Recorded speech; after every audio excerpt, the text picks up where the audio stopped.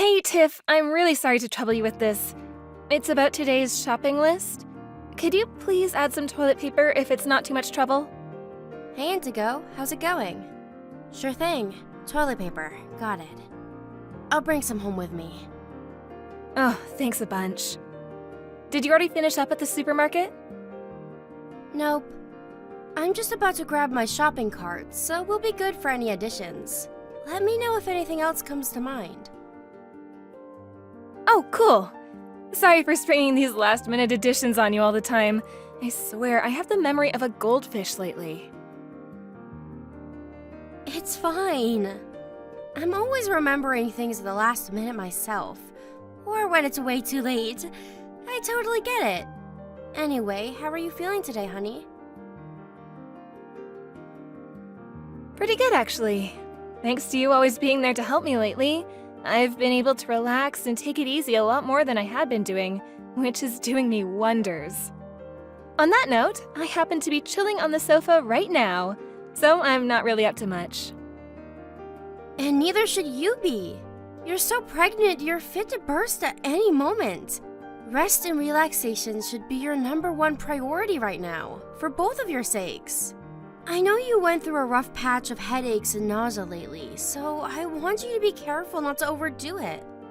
Chilling out and doing sweet FA on the couch is exactly what you need right now. Thanks so much, Tiff. You're the best sister-in-law in the world. You've done nothing but help me ever since I found out I was pregnant. I want you to know how much I appreciate you being there for me. Sorry for all the trouble, too.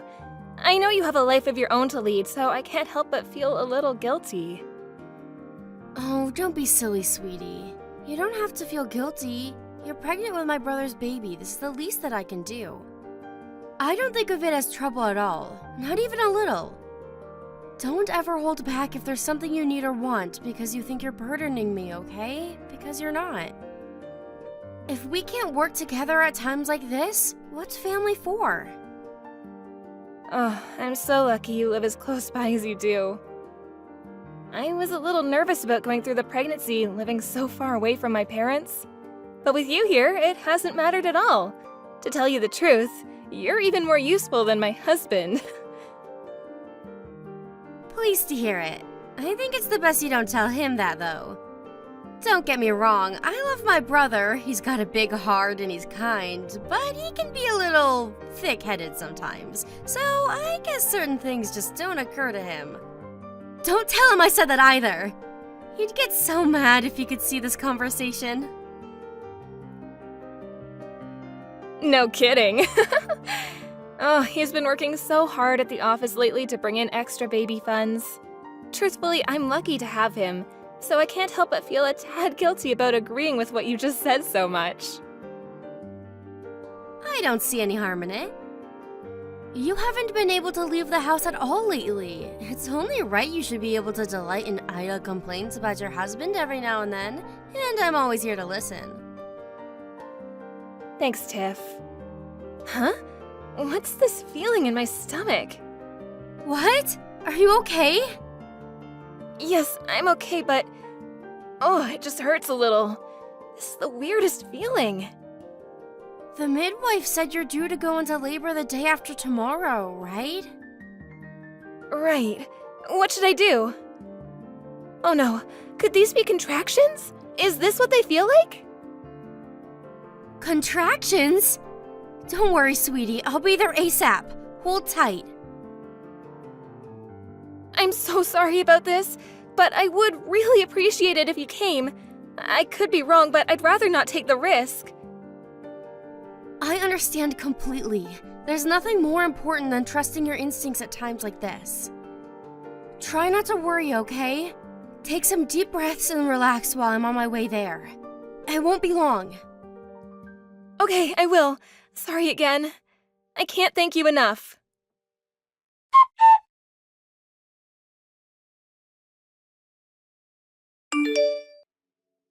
Hey, Indigo, I left those diapers you asked me for by the front door. Oh, you did? Thanks a bunch. I'll be in touch if I need anything else. Alright, got it. I know your life's probably all kinds of hectic right now, with having a newborn baby to look after and all, but it's been a while now. You had Elsa over 2 weeks ago. Right, she's about 2 weeks old now. What of it? Well, I was really hoping you might be ready to finally let me meet my little niece soon. I'm so excited to see her. Huh? I thought you saw her in the maternity ward. You already want to see her again? Well, I did, but it's hardly the same, is it? Even then, I only caught a brief glimpse of her through the glass. I saw her, but it's hard to say I've met her properly yet. Look, honey, I know how crazy, busy, and stressed you must be, and I don't want to be a nuisance. But I'd love to see if I could come over sometime when you're not so busy. I know how much you've got on your plate right now, so I'm happy to come whenever is good for you guys. I won't stay long, I promise. You seriously think I have that kind of free time? Right. Of course you don't. I'm sorry. Forgive me, that was selfish of me. It's fine, I don't hold it against you.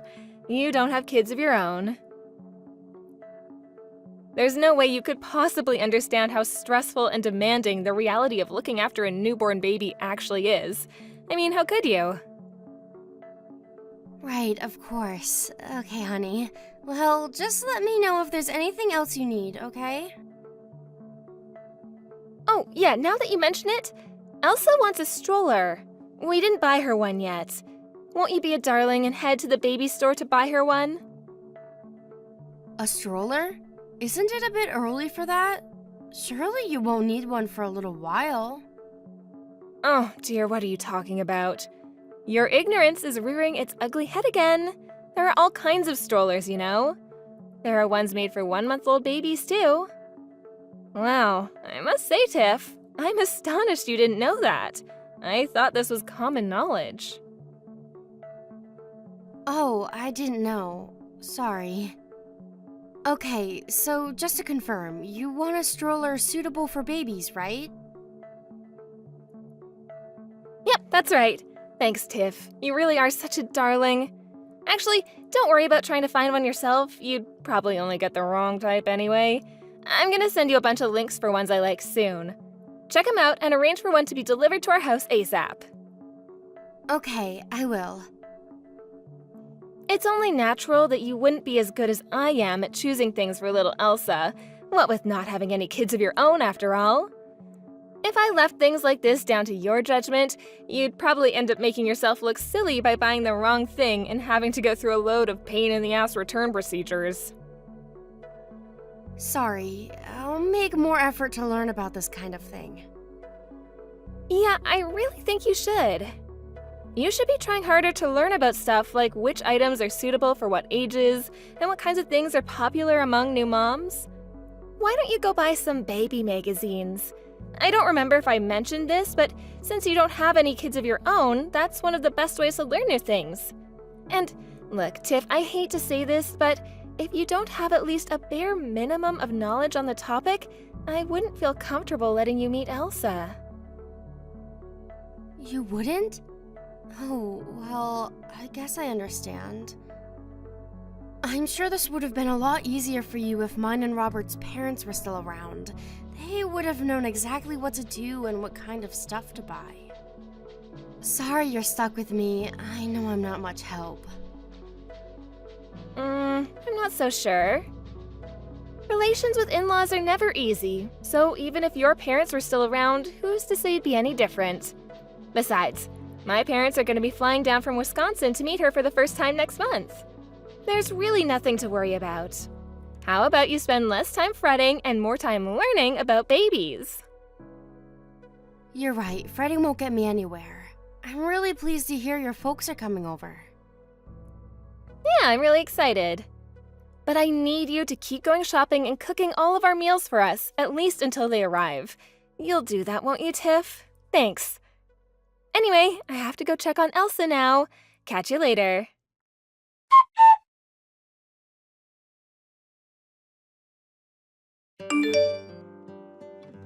Tiffany, did you say something to your brother again? He wouldn't get off my back about not letting you meet Elsa. It's been 5 weeks now. Let her see her niece already. Is there something you'd like to tell me, Tiffany? No. I didn't say anything to him. You didn't? Oh, I see. Well, good. I'm pleased to hear that. In that case, would you be a darling and tell him you don't want to meet her yet? His whiny is really starting to bug me, and I think that would shut him up for a while. What? Why would I do that? I've already told you how excited I am to meet her, and if it's not too much trouble for you, I'd really appreciate if you let me. No, it's too much trouble, and it's simply not happening. To be completely honest with you, I have absolutely no intention of letting you meet Elsa. Not now, not ever. Really? Duh, think about it. You haven't seen her since she was born. I thought you'd have taken the hint already. But you're clearly not the sharpest tool in the box, are ya? Indigo, I don't understand. Did I do something to upset you? If I did, I'm sorry. I mean it. If I did something to bring this on or to cause you inconvenience, just let me know and I'll apologize. Your existence itself is inconvenient. Excuse me?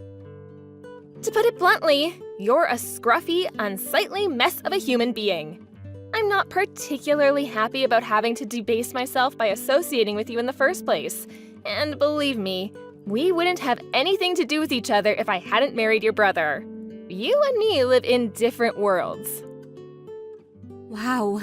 Is that really what you've thought of me this whole time? Obviously. If you haven't realized that by now, your IQ must be even lower than the hourly wage from that poxy cleaning job of yours. I mean, really? A cleaner? In my family? Imagine my shock to hear that my husband, a key executive at one of America's most prestigious companies, is related to someone who mops floors for a living. Maybe it has something to do with your parents dying early, but it really is tragic. And come on, is it any wonder you still haven't managed to bag yourself a man when you dress in those raggedy-ass clothes all the time? You look homeless. I can smell poverty from a mile off, and believe me, I knew you were broke the moment we met. Oh, I know things have never been great between us, but I was really hoping this birth could be an opportunity for me and you to finally start getting along. It looks like I was overly optimistic. How about instead of wishing for the impossible, you start wishing for some money so you won't be such a poor, pathetic loser anymore? Oh wait, that's impossible too. The only reason I let you cook and do the shopping for us is because my own parents weren't around. But I'm finally getting used to looking after Elsa, and my parents are here to help out now. You served your purpose, and I have no use for you anymore. I see. Great. I take it we have an understanding now? I don't want a poverty-stricken old hag like you getting her germs on my precious daughter. I have zero intention of ever letting you meet her. Stay away from my daughter, and that means forever. Can you imagine how horrific it would be if she got infected by your dirty, poor people germs? Ugh, I feel sick just thinking about it. I've heard enough. I understand how you feel about me now. Just wow. It's one thing to dislike someone, but you really don't hold back, do you? Make sure you don't forget what you just said. Forget? Impossible.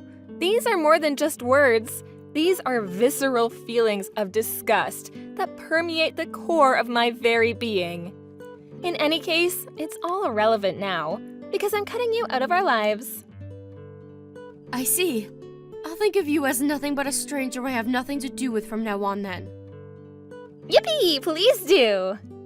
Oh, one last thing. Make sure you explain this to your brother exactly as it happened. That you thought it best to voluntarily remove yourself from our lives because you're a worthless, floor-mopping loser with no redeeming qualities. Make sure you don't do anything to jeopardize the happiness of mine and Robert's happy family, okay, mop girl? Anyway, better get back to work. Those floors aren't gonna clean themselves.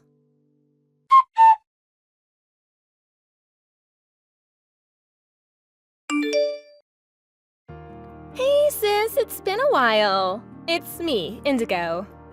What do you want? And sis, really? Me and you are most definitely not sisters. Oh, don't be so cold. You're the one who said all of that stuff to me and cut me out of your life. Don't ever call me sis again. Tiffany is just fine. Okay, well, Tiffany, the reason I messaged you is because there is a favor I wanted to ask you.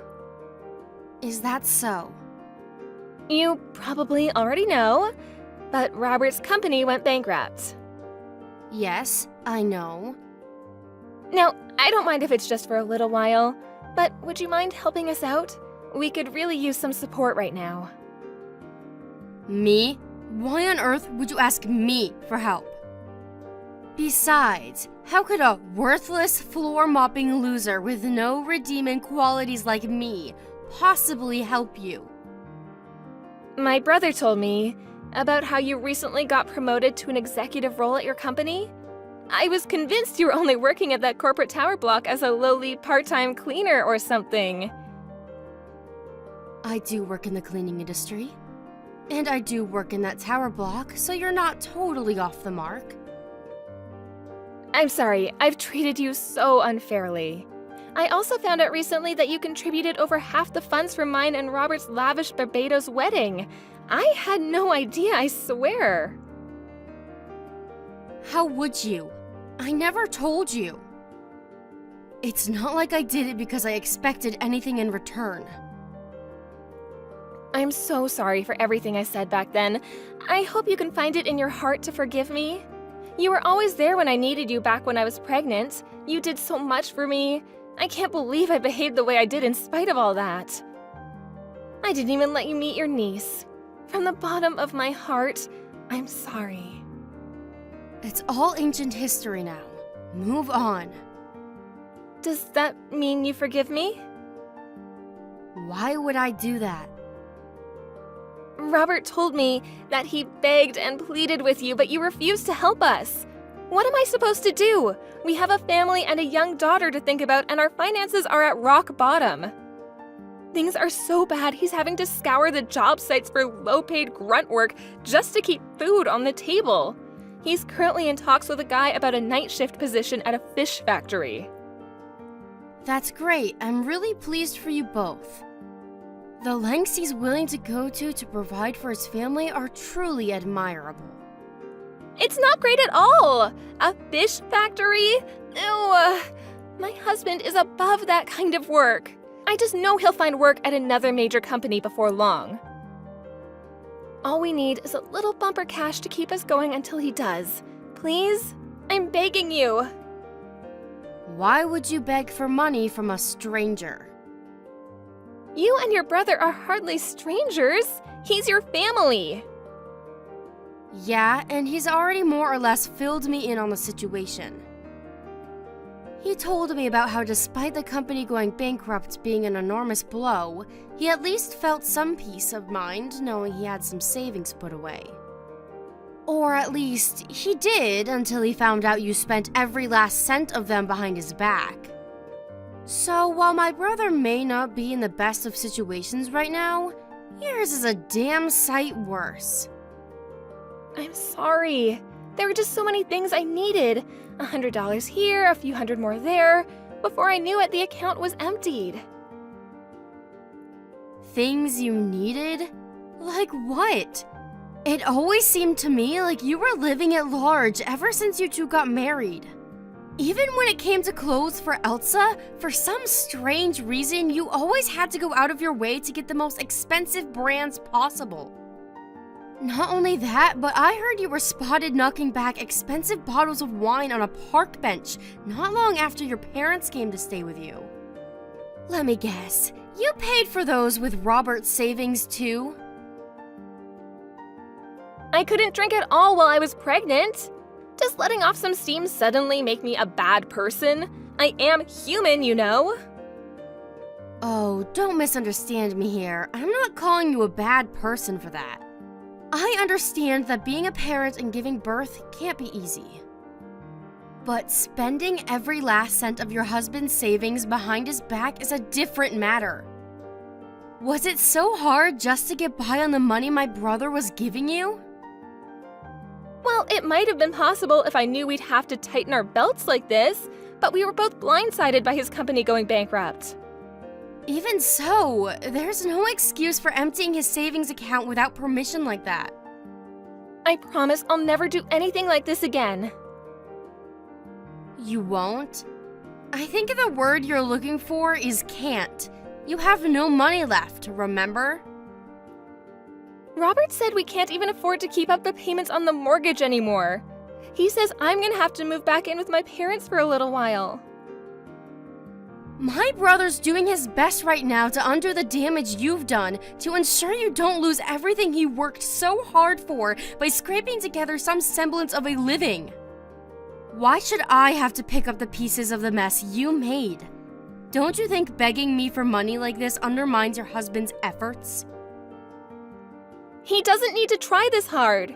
If you just gave us a little something to help us get by until he finds a respectable job, we could carry on living like we were without Robert having to come home soaked in fish juice every morning. You seem to be under the tragically deluded impression that your misfortune-filled lives have anything to do with me. If you're going to beg, why not stop wasting your time with me and get on your knees in front of mommy and daddy? My parents are hardly rich. Then do what my brother says and help out with the finances by going to live with them. If you really want things to improve, that's the best thing you can do. Look, Tiffany, I understand why you don't want to forgive me. But Robert and Elsa are your family, flesh and blood. That's why I'm begging you, please. Please lend us a helping hand and pull us out of this big, deep, dark hole we're living in. How about getting a job yourself instead of pestering me for money? Ugh, I can't do that. I have Elsa to look after. Look, I get it. Juggling a job with raising a little girl is never going to be easy. But there are so many women who pull it off somehow in spite of that. Difficult doesn't mean impossible. Besides, you're hardly in a position to be picky right now. I think it could actually do you some good to start working again. It's not as easy as you make it sound. Plus, do you know how hard making me work would be on Robert and Elsa? Why should they suffer? They've done nothing wrong. Tiffany, I'm begging you here. I wish the best for her, really I do. But it's hard for me to feel any overwhelming feelings of love or sympathy for a niece I've never even met. My brother may not have done anything wrong morally, but he sure made the most moronic mistake of his life when he chose to marry you, and it's important he learns his lesson without me bailing him out. None of you are my problem. Oh my God, you're horrible! How could you do this to us? They're your family. You choosing to cut me out of your lives?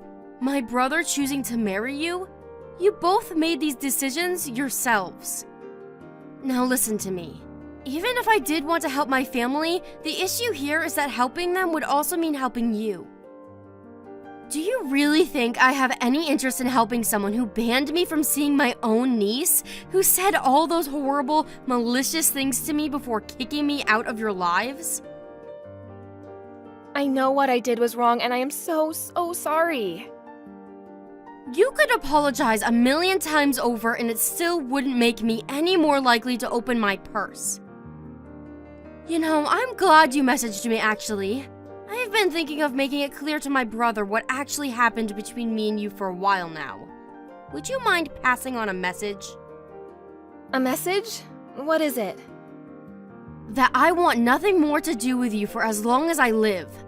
I've been kicking the can down the road by coming up with half-baked excuses like being too busy with work or having social engagements every time he came asking for help. But I realized that might give him the false impression that I might actually be willing to help out if I had the time, and I don't want to lead him on, especially without him even understanding why. Please rethink this, Tiffany. At the very least, can't it wait a little while? I can't tell him that with everything that's going on right now. That's the last bombshell he needs blowing up in his face. Can't you see how sorry I am? Read through the chat again. I apologized. I don't remember how many times, but it was a lot. You said it yourself. What happened back then is ancient history now. So can't we just let bygones be bygones? I won't beg you for help anymore. You guys struggling financially has nothing to do with me.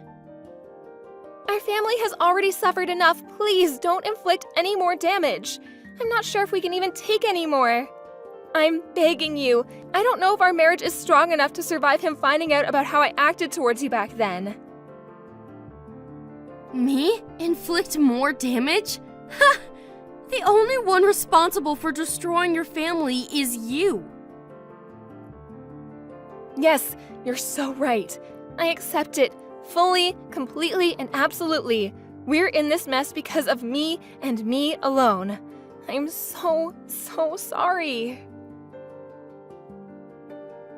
If this was a close family member begging me for help, maybe I'd feel some kind of obligation.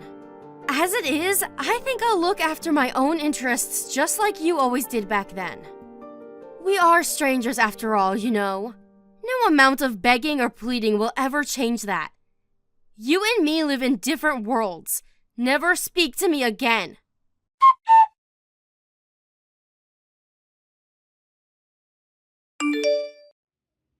Not long after that, I told my brother Robert everything about how horribly his wife used to treat me. I knew it would be a shock for him, and I knew that was the last thing he needed with everything else he had on his plate. But at the same time, he had the right to know what the woman he married was really like, and I had no obligation to continue putting up with her persistent, whiny begging. I think my brother finally understood why I'd been so blunt and distant with him all this time. It's hard to say she went willingly, but he told me that he eventually succeeded in getting Indigo to move back in with her parents. She took Elsa with her. He did a lot of soul-searching while living separately from his family and working his butt off to undo the damages his wife had done to their finances. It wasn't an easy decision, but he came to the conclusion that divorce wasn't an option now that they had Elsa to think about, and he decided to try and rebuild things. Not long after Robert found out, Indigo's parents were also informed of the abhorrent way she treated me, and how she emptied her husband's savings account behind his back. They were furious, and her quality of life back home with her parents hit rock bottom in an instant when they lost their tempers and imposed all kinds of crazy restrictions on her. Imagine being grounded as a fully grown woman. I don't know if it was due to their redisciplining of their daughter, but after Robert finally found a new job and they started living together again, he said it was like she was a different person. Gone were the days of frivolous spending and arrogantly swaggering around like she owned the place. Now, she was diligent, hardworking, and humble. 2 years later, Indigo finally brought Elsa to meet me for the first time. She apologized to me again, but unlike before, I don't think it was because she wanted my money. This time, it genuinely felt like she was apologizing because she had thought long and hard about the way she'd behaved, and was remorseful from the bottom of her heart. As for me, I already told her what I thought of her for the way she treated me back then. I'd moved on, and I felt serene and free of anger. I don't know if we'll ever be best friends, but as my sister-in-law, I at least want us to be on friendly terms. I fully accepted her apology. You may be wondering how my long-awaited meet with my niece went. I can tell you she is one seriously cute kid. She's so lovely, I actually kinda regretted not helping him out back then. Only a little, though. I don't feel an ounce of sympathy for what Indigo went through as a result of her actions. But I get the genuine impression that her and Robert are really doing everything they can to build a happy home for Elsa now. And you know what? If they're ever in trouble again, I think I might just lend an ear. Maybe I'm being naive, but Elsa and Robert are my family, and I want to be there for them if they need me. Having grown slightly closer than strangers once more, I wanted to be there to watch over them in place of our mom and dad. Thank you for watching. Don't forget to hit the like button and subscribe to the channel. Hey, Mom, I was thinking of coming home for Easter this year. What? You want to come back and stay at home? But you always go to stay with Tyler's family for Easter. I know that's usually what happens, but it doesn't seem like it will work out like that this year. He's been on a really long business trip overseas this past while, remember? And while he technically does have Easter off, it will probably be hard for him to come back here in time since so many people will be traveling for the holidays. We've already spoken about spending the holidays apart this time. He might still make it, but if he does, he will be later than normal in any case. And what did his family say about that?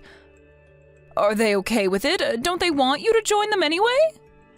No, they said that it's fine. I mean, there isn't that much point in me going there without Tyler, is there?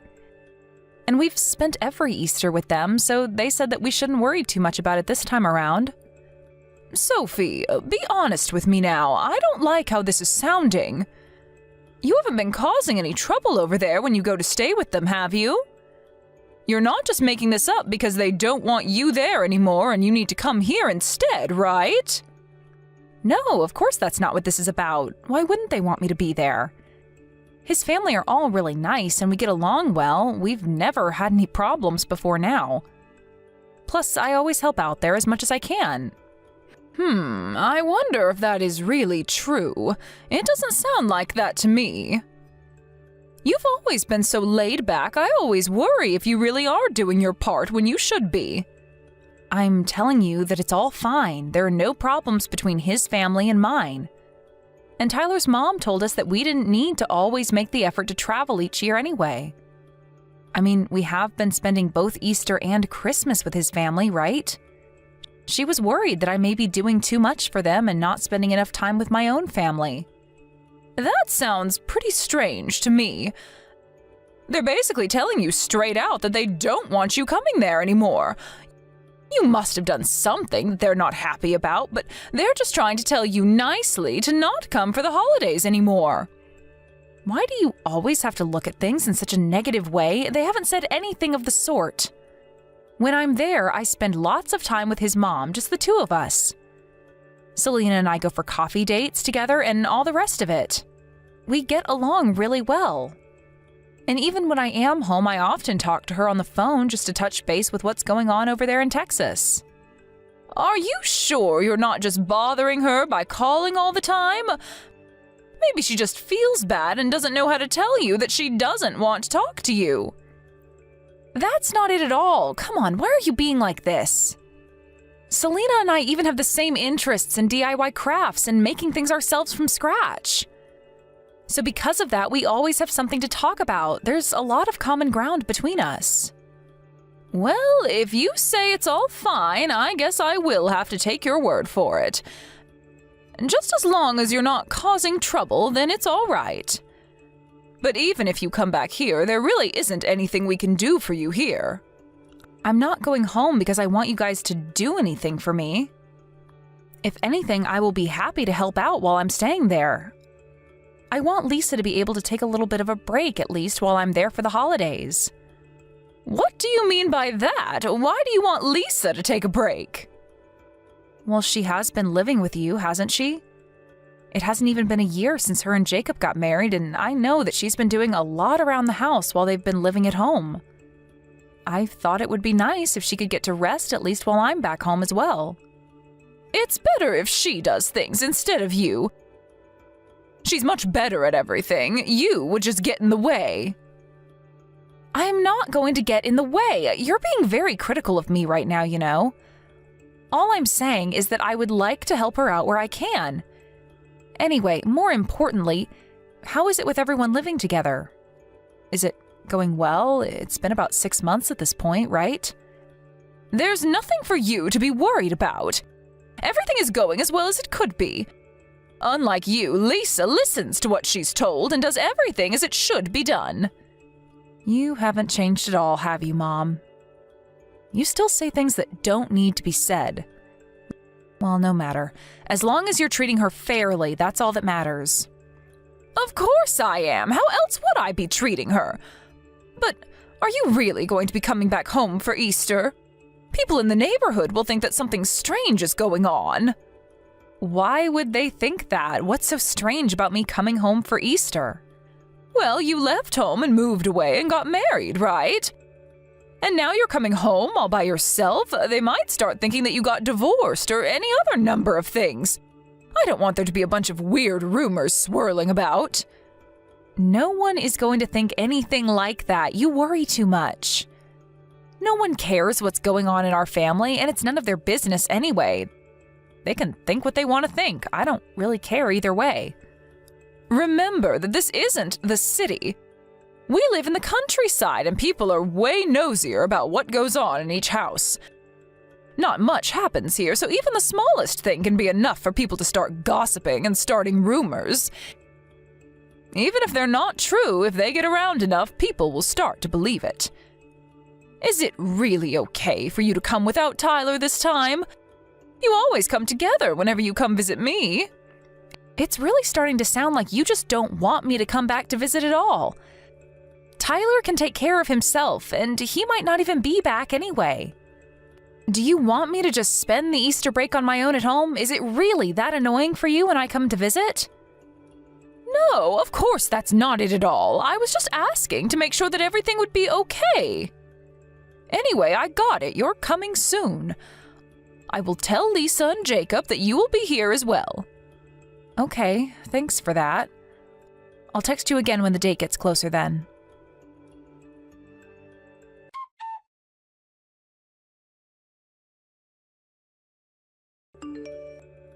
Hey Mom, I just got to the store. So you wanted me to get some paper towels, some mincemeat, and then some lettuce, right? Did you need anything else? Did I forget something? Oh, they have chicken on special as well. Should I get some of that too? We don't need anything else. There's still food left over from yesterday as well, so we need to finish that before we buy anything that we don't need. We shouldn't be wasting any money. But it's the holidays. Buying something extra should be okay. It doesn't matter if it's the holidays. It's just Easter anyway. Okay, whatever you say. But what about Lisa? Does she want any? Listen, if you want to cook something with it, then go ahead and buy it. No one is stopping you from doing that. But we're fine with what we have here. Okay, got it. I won't buy any then. I'll just get what you asked me to buy. I just thought I would mention that there were some good specials. Oh, by the way, I didn't want to ask you this before while I was in the house, but did I do something to upset Lisa? What do you mean by that? I don't know, but she seems to be acting kind of strangely towards me.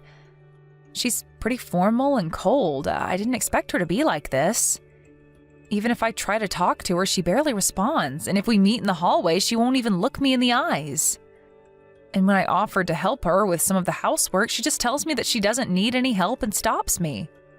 Listen, if I tell you, will you promise not to tell her that you heard this from me? It turns out that Lisa doesn't really like you all that much, Sophie. I guess that's why she's acting like that. She's not being outwardly rude, of course, but she probably hopes that you get the message and stop trying to talk to her. What? Really? Why would she not like me, though?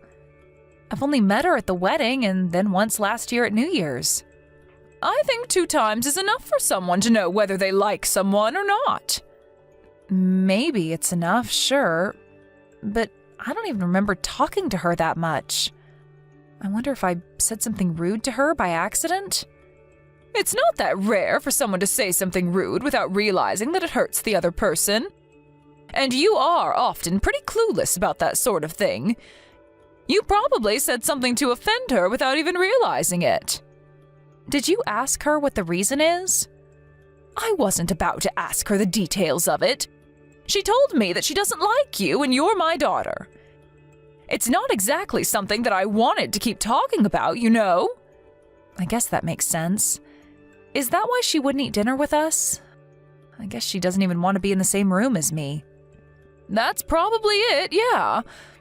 Sorry that I didn't tell you beforehand, but I didn't really know what I was supposed to tell you or how. It's kind of an awkward situation. So that's why you seemed that you didn't really want me coming home for Easter when I told you that I was planning on it. I feel bad that I came back and am putting everybody out. I was planning on staying for a week, but I think it would be better for everyone if I went home early. But you already made it all the way here, so maybe it is still better for you to just stay as you planned. And I don't know exactly how to word this, but Lisa's the one who doesn't like you, right? So it's only coming from her. It's not like you have a problem with her as well.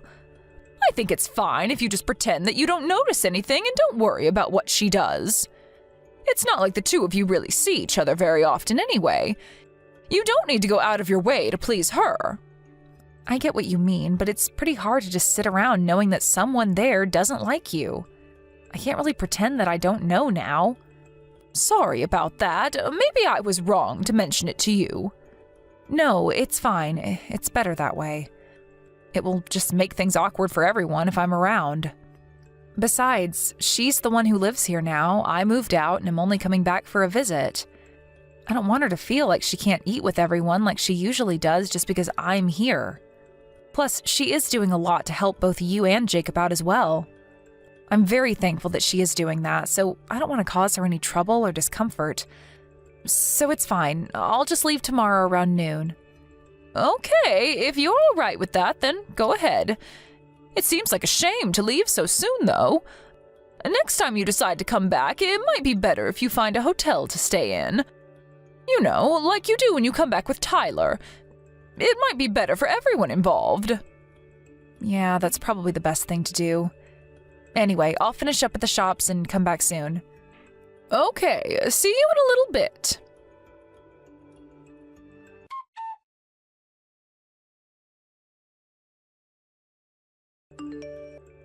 Hi, Lisa. You're not at the house right now, are you? I was trying to find you, but you weren't around. No, I'm not at home right now. I went out a little bit ago. Okay, well, that's fine. But I am leaving today just after noon, so I wanted to let you know. Thanks for all you've done these last 3 days.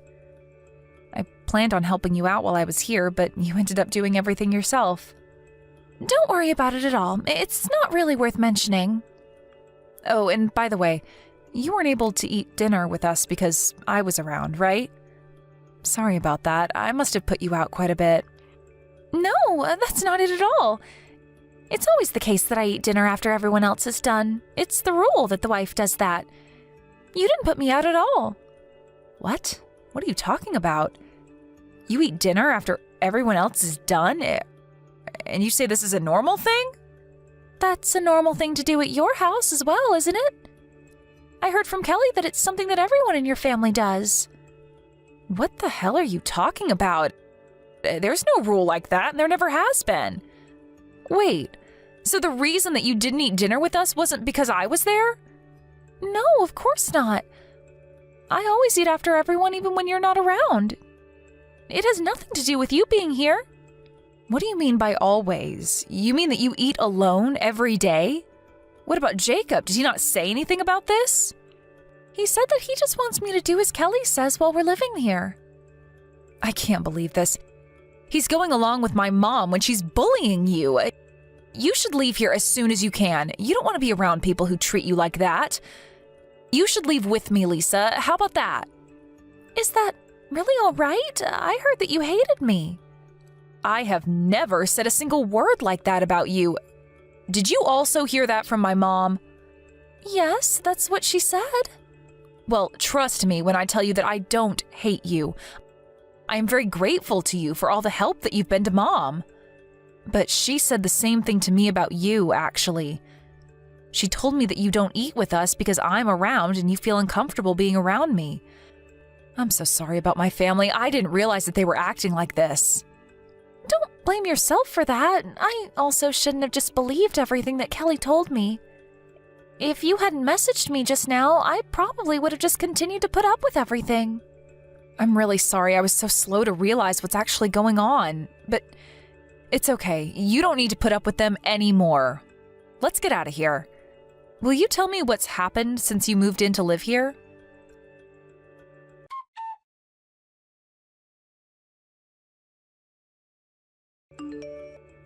Sophie, where are you right now?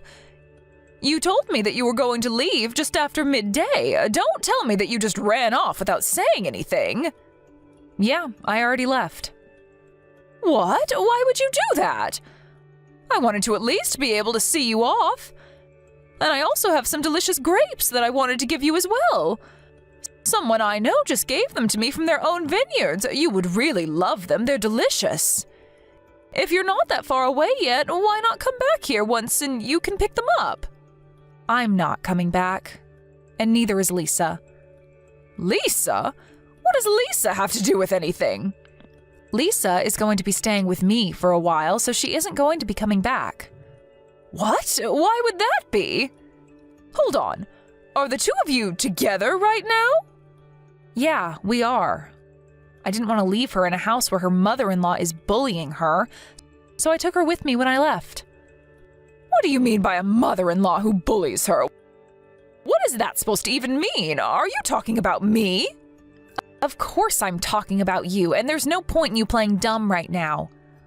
Lisa told me everything about the way you've been treating her. And I know that the reason she wasn't talking to me was because you told her that I hated her and that she should leave me alone. Plus, you always make her eat alone after everyone else is done. What is even up with that? Why would you treat her that way after she moved in with you and helps you out around the house so much? Sophie, you're just being tricked by Lisa right now. I never said anything like that at all. She's just trying to set me up. And why would she try to do that? What would be the point in it? I think she must be trying to get her hands on the house. Nobody would go out of their way for that place. It's old and in the middle of nowhere. The place that Jacob and Lisa were living before they moved in with you to help would have been way more valuable than that old place. In any case, just don't believe everything that she tells you. There isn't any proof that I've been treating her badly. And you're just going to believe a stranger instead of your own mother? That's so cruel of you. You're the one who's being cruel. And you didn't want me to come back, so you told me that Lisa hates me so that I would leave sooner as well. You knew that I would find out eventually and get angry at you, right? I'm telling you that I had no idea what you're talking about. Yeah? Well, when I pressed Jacob enough, he told me everything as well. He said that he tried to stop you at first, but then you would start to harass him as well. You got angry at him for taking Lisa's side instead of yours and even started bothering him at work, didn't you? I didn't do anything like that. He's just been tricked by Lisa as well, and the two of them are trying to get me out of the house. Just please stop it with these stupid lies already. I can't believe anything that you say anymore. I saw all your text exchanges that you have with Lisa. You're always ordering her around and telling her to do whatever you want her to do. It makes me sick seeing my mom talk to people like that. Is it really that fun for you to treat someone like that? She came to live with you since you're all alone there after Dad died, and this is how you treat her? How could the thought even come into your head? Why are you believing everything that she tells you? I'm the one who's having a hard time here, so why are you taking her side in this? Because you've been treating her like a servant this whole time. I might not have been there to witness it firsthand, but looking at the whole situation and then the texts that you've sent her, I can see that what she says is right. And because of that, I don't want to have anything more to do with you. What? Why? What are you talking about? You told me that Lisa hates me, remember? And then you told her the same thing. You lied to both of us just to keep a secret the fact that you'd been bullying her. I can't believe that my own mother is the kind of person to treat others in this way. But not only that, you also tried to distance Lisa from other people as well. I don't want anything to do with someone like that, and I won't be sending you any more of the money that I had been up until now. What? But that's really going too far over this, don't you think? I'm the one who raised you your whole life. I know that, and I am very grateful for it. But now that I've seen how you've been treating others, I don't want to be sending you any more support. I see. So if Lisa's leaving and not coming back, I suppose she's going to get a divorce from Jacob? Fine, she can do what she wants. I still have Jacob here with me. No, he also said that he's going to leave. It looks like he also finally plucked up the nerve to cut ties with you. And if you plan on trying to bother him at work, or bother me or Lisa as well for that matter, then I will talk to the police to see what we can do about getting a restraining order on you. Jacob is a nice boy. I know that if I ask him, he will never just abandon me like that. That's where you're wrong. It might have taken him a while, but he finally decided to take Lisa's side and not yours. You won't convince him otherwise now. I don't know what will happen between the two of them from now on, but at the very least, Jacob and I have decided to not deal with you anymore. Oh, it seems like he's just reached out to you now. Did you get a text from him? I did. It's just as you said, he plans on cutting ties with me. This can't happen. I won't accept this. It doesn't matter if you accept this or not. It won't change anything because this is something that we have chosen to do. Sophie, I'm sorry. So you finally admit that you were bullying Lisa then? No, I don't. That's not what was happening. I just wanted Lisa to be a wonderful wife, so I was trying to teach her as her mother-in-law. And I guess that I just went a little overboard and was too strict. So by verbally abusing her, making her do everything around the house, and then making her eat alone after everyone else each day, would have made her into a wonderful wife? That is the first I have ever heard of anything like that. You never did anything like this back when Grandma was still alive, so I know that she didn't tell you this. Where did you even get this stupid idea from? I just saw it written somewhere on the internet. Oh, so you just believe everything that you see written online? In that case, I also found something online that I want to try out. How about that? It said that being alone in their old age is something that really suits mothers-in-law who think that they can bully people around. That's why from now on, I won't be sending you any more money and we won't be meeting each other again either. I read that on the internet and am doing the same thing as you. So there shouldn't be any complaints, should there? Sophie, I get your point already. I'm sorry. I see that I shouldn't have done that. I'm not the person who you should be apologizing to. Well, I apologize to Lisa as well. So please forgive me somehow. I won't do anything like this again, I swear. That's good to hear that no one else will have to deal with that from you. You have a long time to reflect on your actions as well. What is that supposed to mean? You're not going to forgive me? No, I told you that I'm cutting ties with you and I don't plan on forgiving you either. That's how strongly I feel about what you did. Why does that have to happen, though? I told you that I'll apologize to Lisa. And I admitted that what I was doing was wrong. Just because you apologize for something that you did doesn't mean that it goes away and people need to forgive you. If it was that easy, there'd be no need for police. You lazed around while forcing your daughter-in-law to do everything and then lied to your family so that you didn't get caught out. Why would I want to stay in contact with someone like that? Now, just as you wanted, I won't be coming back home anymore. I don't want to have to see your face again.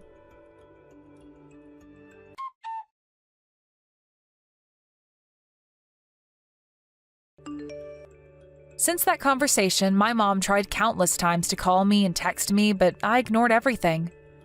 She did the same with Jacob, and when he went home to get his things to take away, she tried to stop him, but with no success. He just took his things and walked out without looking back once. Mom stopped getting financial support from both me and Jacob and has since completely stopped going out of the house. She's always been someone who cared a lot about what people think of her. So she probably didn't want anyone in the town to find out about what happened to protect her own reputation. Even now, she still tries to get in touch with me and Jacob, but both of us just ignore her.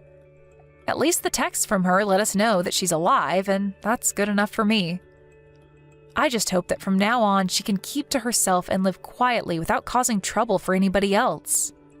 Lisa lived with me for a little while after the incident, but in the end decided to try and make things work once more with Jacob and moved in with him to a new place.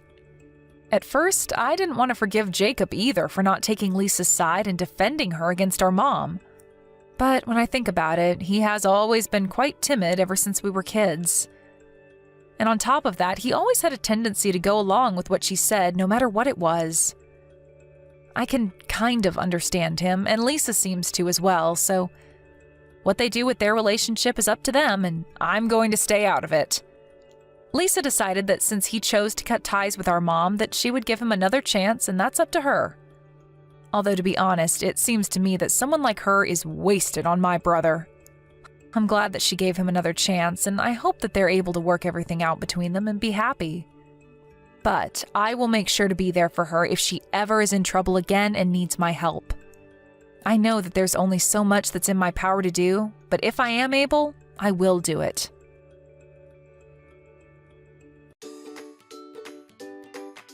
Thank you for watching.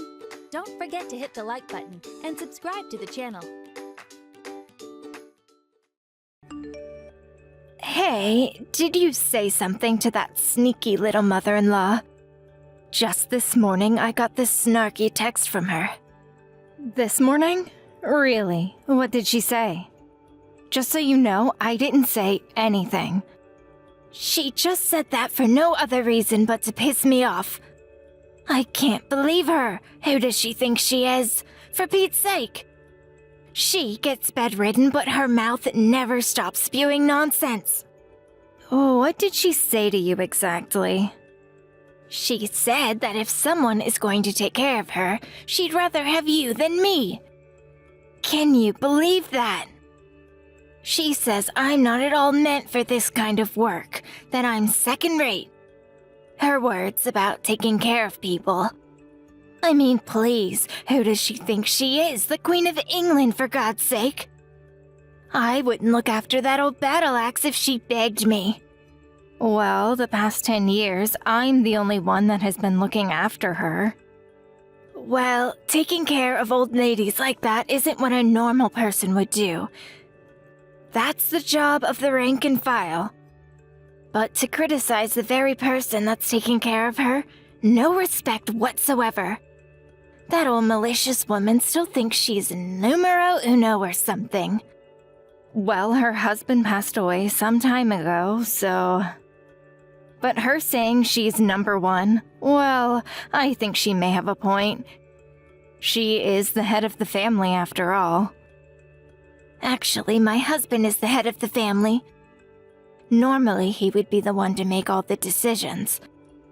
Not some bedridden old lady. A man should run the family. That's how it's been for generations. Yes, well, I guess that's true, in a sense. That's why she's retained her power all these years. Everybody just let her get away with it. Her mother, I guess she'd be the grandmother-in-law that passed away early, so she's been on the throne. So to peak for quite some time. If only she'd get off that throne once and for all, and then I could do what I please. Actually, this family revolves around you. You seem to be making all the decisions. Without really consulting anyone, I must add. Well, my husband and my son are very loyal to me. What can I say? But that old in-law still has a say in everything important. I have no idea why they listened to her. When she got sick and bedridden, why didn't she just go senile? That would have solved all my problems. Yes, well, Grandma seems to be hanging on. She seems to have many years ahead of her. She said she's gonna live till she's 120. Boy, oh boy, she just won't give up, will she? I was told that if she fell ill, she probably wouldn't last long. I can't believe it's been 10 years since she'd been bedridden. Does she plan on living forever? She's like a big, ugly cockroach. A cockroach? Seriously? That's saying too much, don't you think? Well, she is, isn't she? Maybe we really need to fumigate this place once and for all. Why are you always taking that old bat's side? Is it because she's always doting on you? Are you her good little puppy? She's not doting on me. I take care of her every day. She showers me with wisecracks all the time. But you prefer that old hag over me, is that what you're saying? Well, she does seem to have taken a shine on her young daughter-in-law. As for me, I have no intention of nursing her. I'll leave that all up to you, my dear. But I've been doing it for 10 years already. There is a limit to how much I can do. When that old bat asks for you, what can you do, right? Good luck with that. Today was her doctor's visit, wasn't it?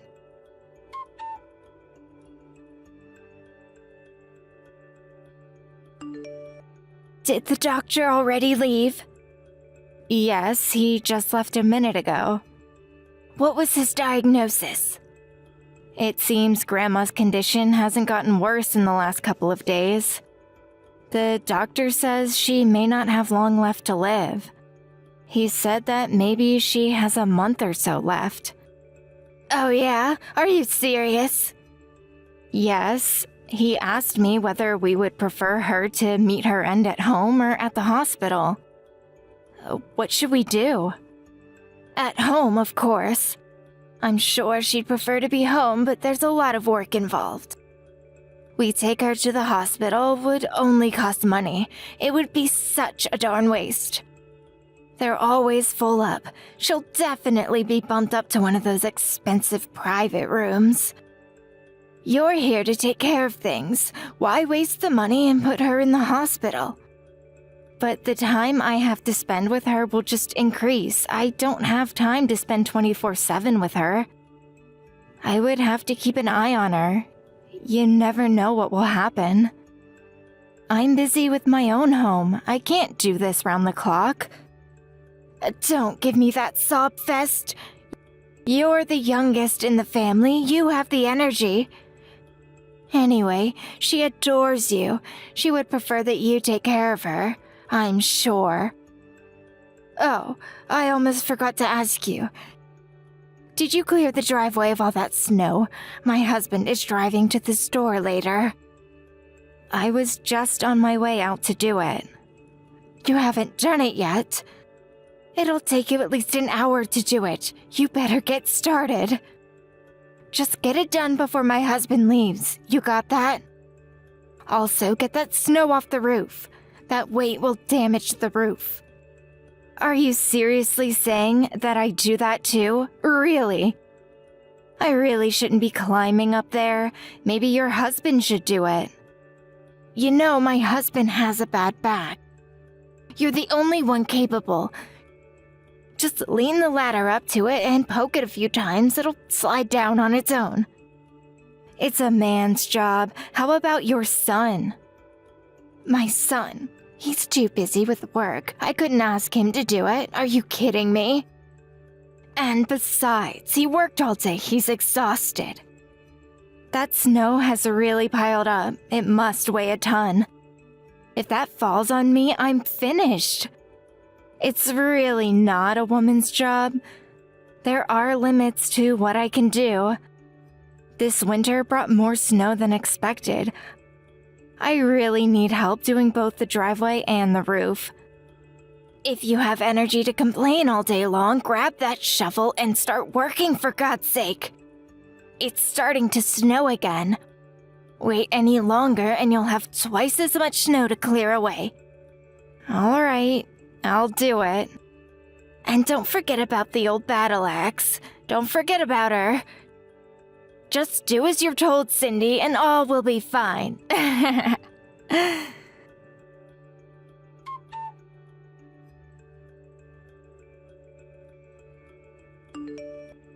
Boy, oh boy, I'm exhausted. I never thought a funeral would be so strenuous. Yes, a lot of people showed up for Grandma. I hope she finally got peace. I never thought that old hag would go. She really hung on till the bitter end, didn't she? What a stubborn old bat. Caused such trouble for everyone, even during her own funeral. Can you believe it? Please, Mother, don't say that about Grandma. It's right after her funeral. Have some respect. Please. Don't worry about it. She's gone. She can't hear a thing. And so what if she hears? There is nothing she can do about it. Have a little sympathy for Grandma, would you?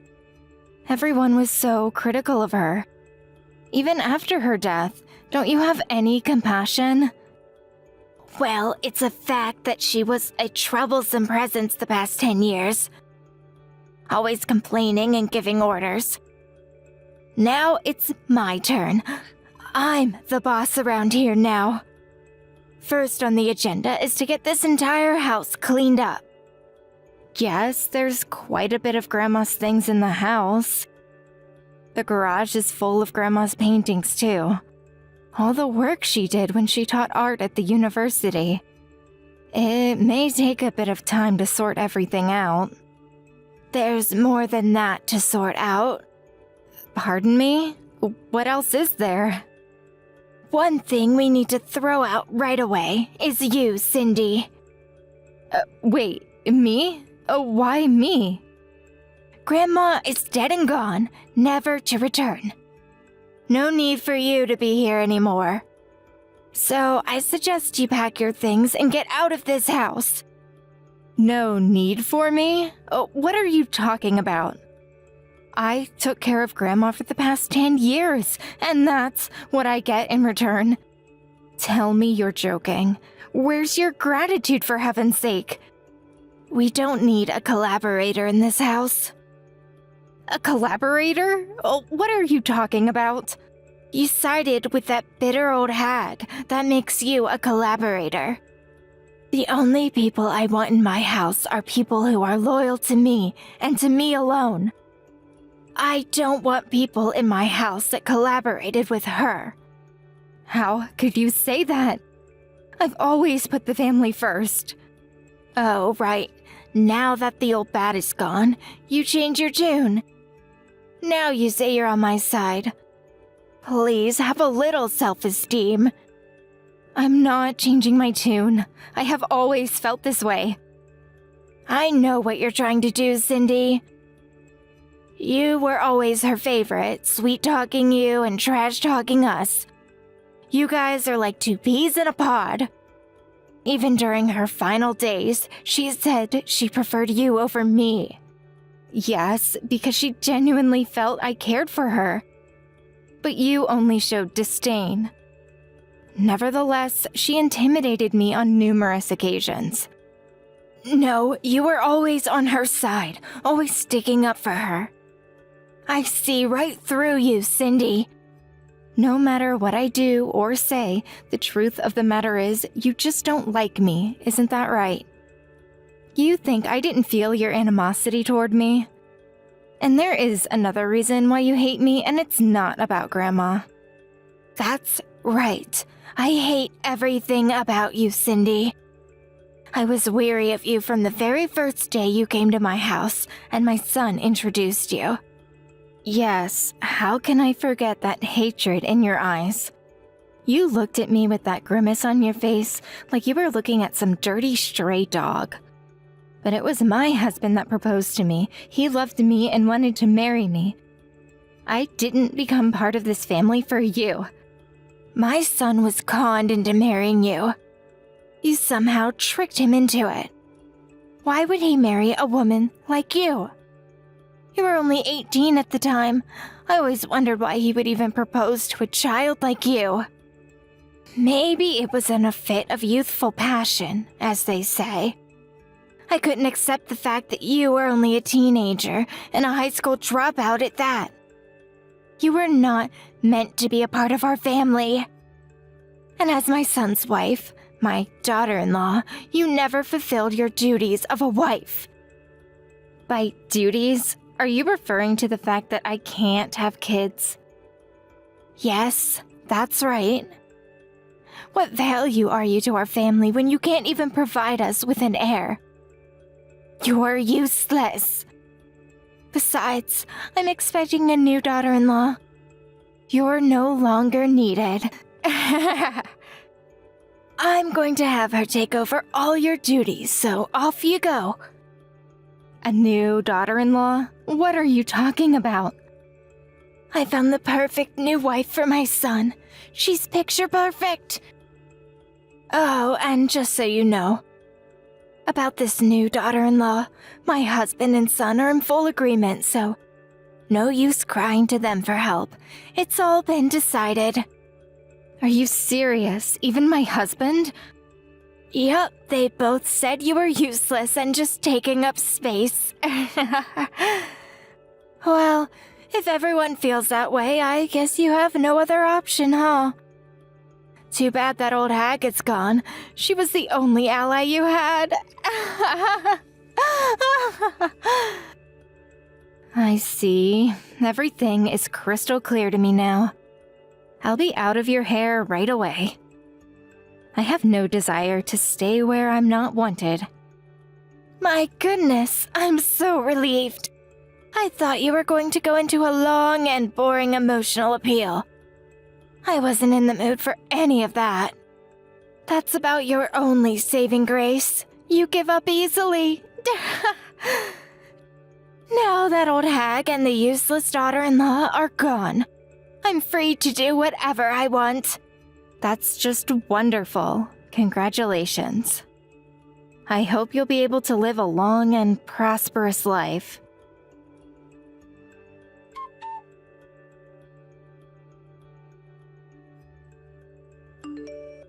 I think I've reached my limit. I can't go on any longer. I need you to come home right now. I mean it, Cindy. Excuse me? You want me to come back there? Why would I do that? I'm already divorced. I have no relationship with your family anymore. Goodbye. Please don't cut me off. I need you to come home, please. Tell me, why the hell would I go back to see your face? Besides, the new daughter-in-law is right there. Ask her for whatever you're panicking about. That's the problem. She just up and disappeared. Pardon me? Disappeared? She left. She packed her stuff up and left. That's what I'm saying. Now, why would she do that? I thought she was overjoyed to be joining your family. What was it that you said? She's picture perfect? Your son and husband both greeted her with open arms, right? What's the problem? Soon after he divorced you and married her, a month or so later, he was caught cheating with some woman. Are you serious? Since when was he seeing this woman? Apparently he was seeing her for years. What makes it even worse is that this woman, she was married. Really? That was pretty foolish on his part. The woman's husband got a hold of some lawyer now and he's demanding that we pay damages. I just received a letter from the lawyer. They're demanding $50,000. Can you believe it? I see. That's why his new wife up and disappeared. I don't blame her. I would not be able to stand even being in the same room with such a husband. She did the right thing in my opinion. With all the ruckus, it really affected my husband. He had a stroke and is in the hospital now. Your husband had a stroke? Is he okay? The doctor said a blood vessel in his brain bust. It might have caused long-term disability. On top of that, they found a whole slew of other ailments. He apparently also has liver damage and cancerous growth in his stomach. Oh my goodness. You sure have a lot on your plate. You don't seem all that distressed. This is serious, you know. How can you be so calm? Yeah, it sounds very serious. He's still in bad shape. The doctor said he may not walk again. The whole family has to take care of him now. How could this happen? First this payment for damages and then my husband gets sick. On top of that, our home is half destroyed. Pardon me? Half destroyed? What do you mean? As you know, this winter was just awful. It snowed more than usual. Well, as a result, the roof gave in. It couldn't hold all that weight. And now there's a huge hole in the living room. Fortunately, we were able to rent a small house nearby until we can get it fixed. They told me it's going to cost somewhere in the neighborhood of $20,000. We can't afford that, for God's sake. Didn't you clear the snow from the roof? Well, I left that to my new daughter-in-law, but she said she would take care of it, but apparently she forgot about it or something. Suddenly, we had nowhere to live. It was only pure luck that the house down the street was vacant. But it took time for them to get the electricity turned on. All we had was the fireplace. I'm so sorry to hear that. We spent close to $100,000 5 years ago to renovate the entire house. As you can imagine, we're currently so far into debt, I don't know what to do. Please, come back to us. Let's get the old family back on track. What do you say? Sorry, gonna pass on that. How could you say that? I just explained everything. You heard what I said. We're in trouble. I know. That's why I was so happy to hear all your woes.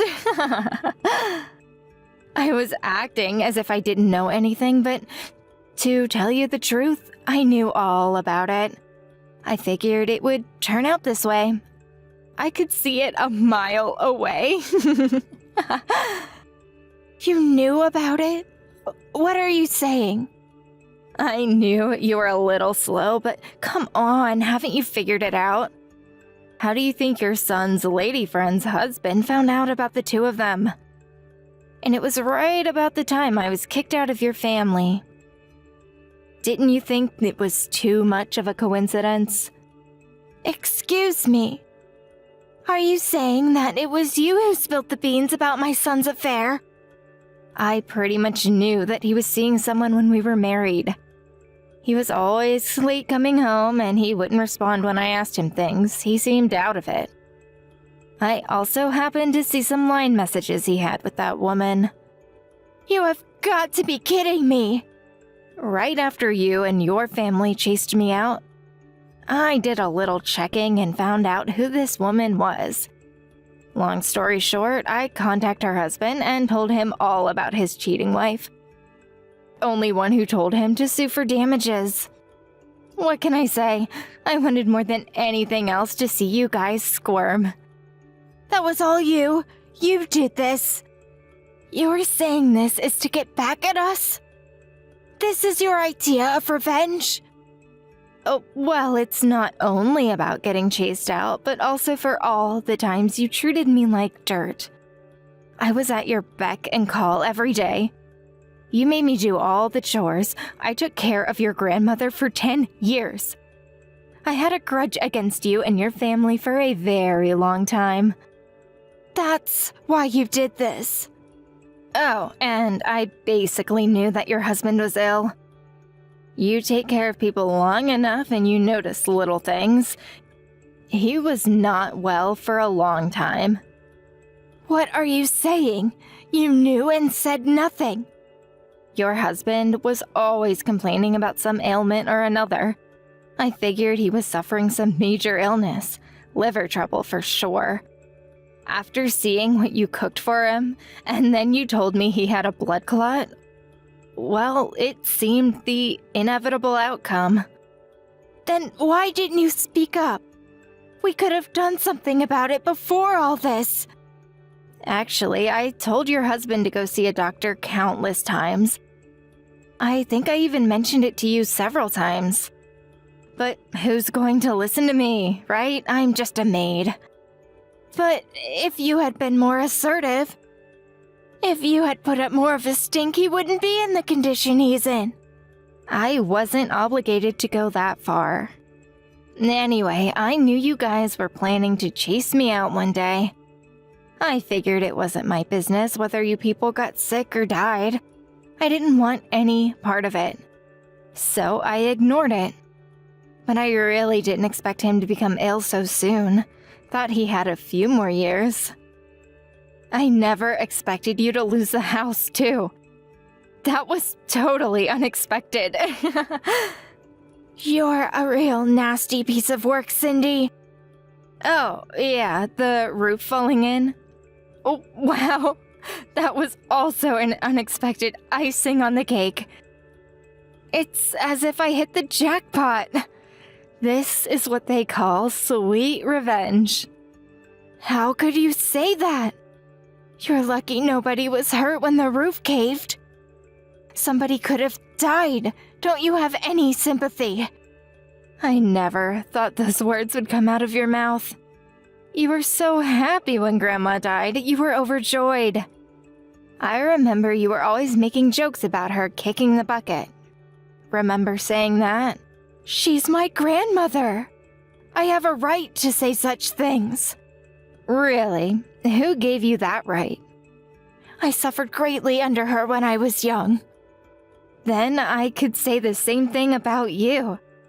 I had it even worse than you. I was surrounded by unappreciative people harassing me from all sides, day in and day out.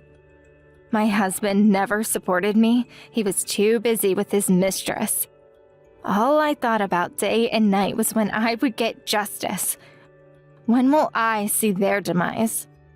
That day arrived today, and it feels glorious. You are worse than my grandmother. I can't believe that you would go this far to exact revenge. I didn't realize you were such a merciless, uncaring individual. You are pathetic. Right back at you, Mother. I'm so happy I finally escaped this wretched family.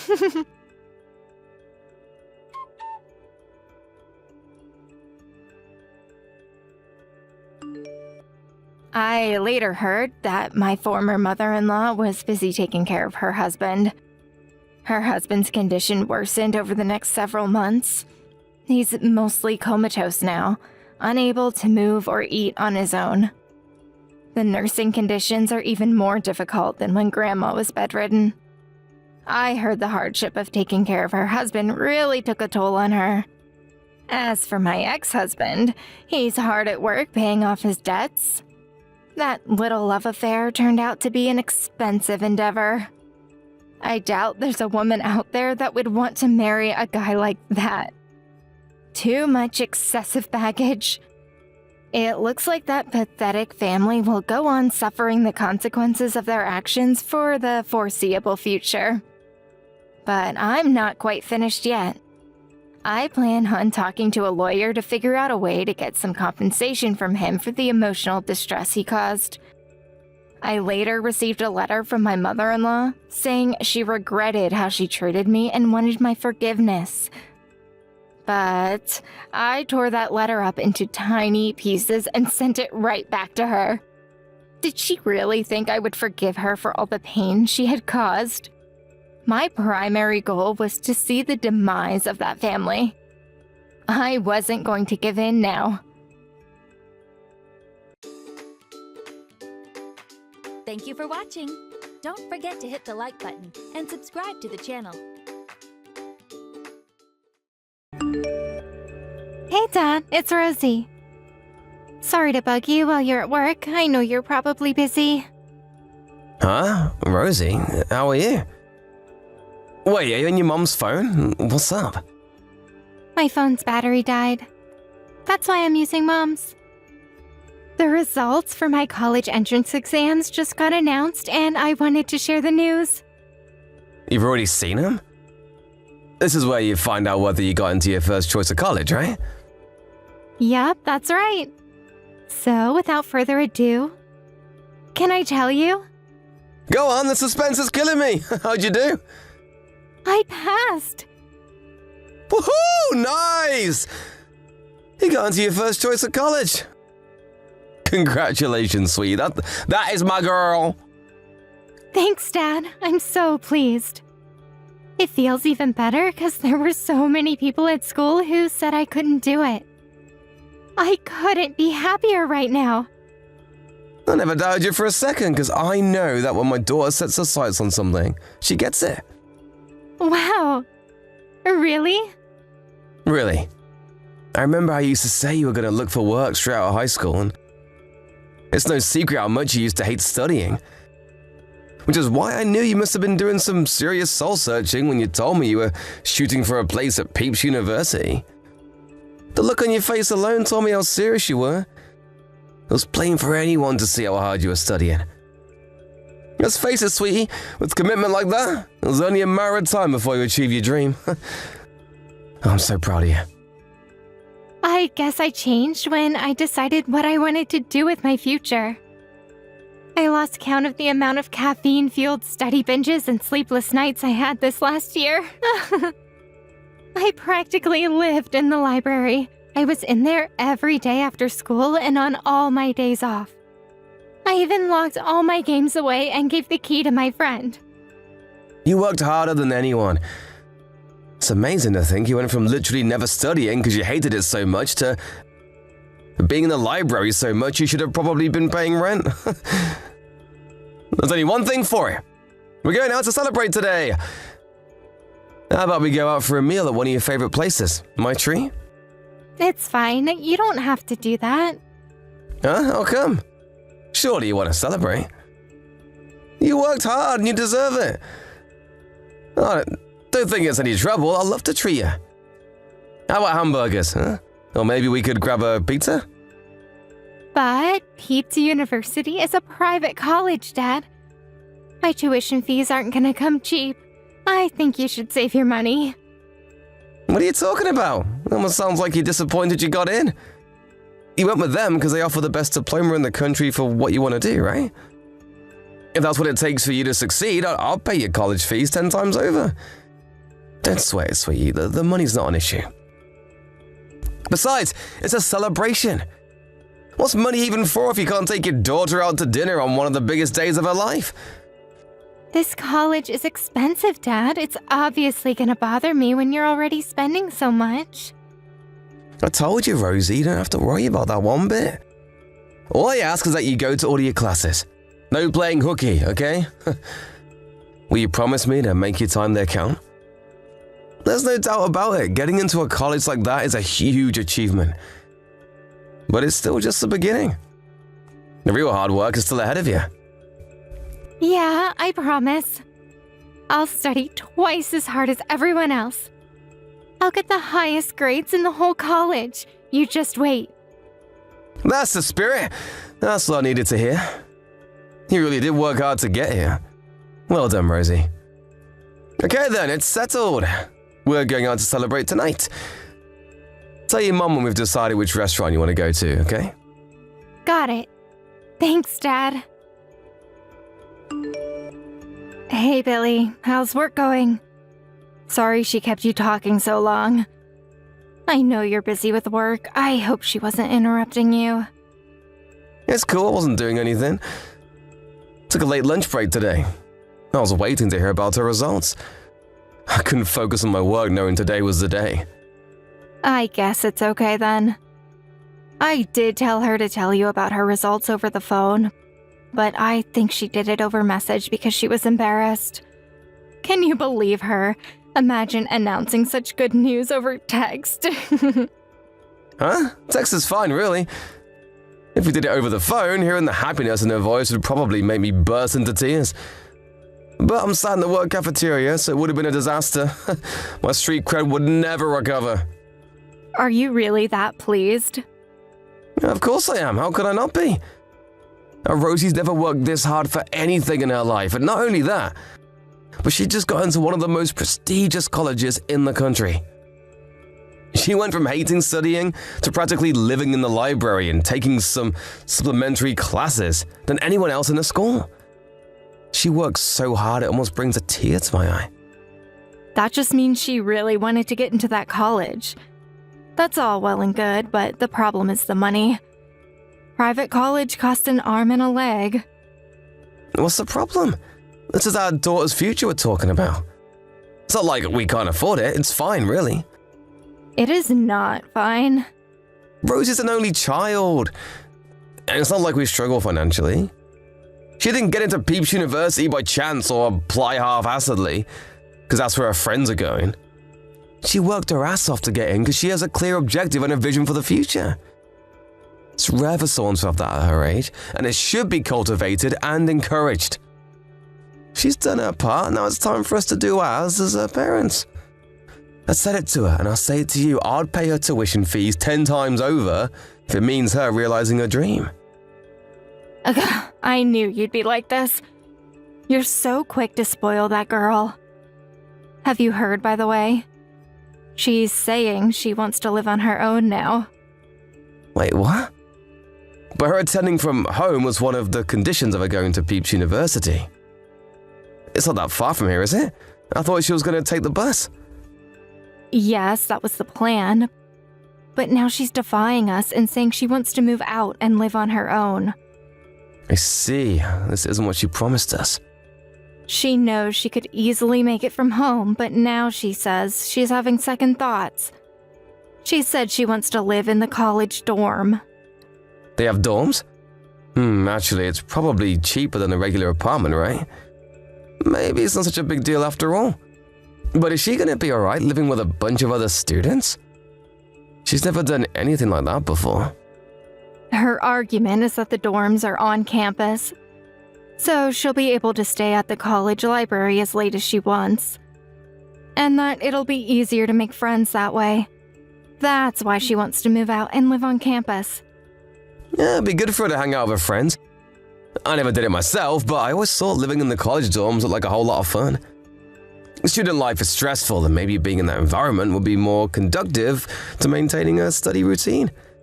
Now I think about it, I guess living here with us could make her feel kinda isolated.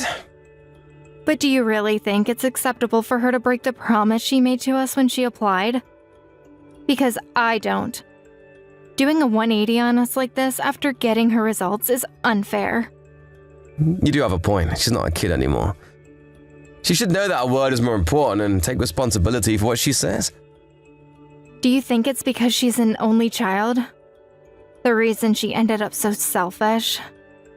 Remember the time she pestered us for piano lessons and then did everything she could to get out of practicing? What a waste of money that was. I'm just worried she'll do the same thing again. Yeah, that was unfortunate. I'm not saying it's a bad thing to invest money in your children, but we have to use our heads because it stops being an investment if she doesn't take it seriously and lets the money go to waste. If we do this, it'll be the most we've ever spent on her. First we have the tuition fees, then her rent, then her living costs.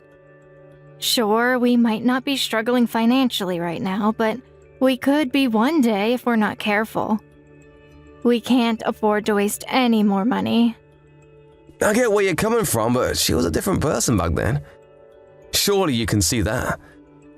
I think we should have faith in her and see what happens. You gotta admit, she worked her ass off this past year. I think you should consider the college dorm thing.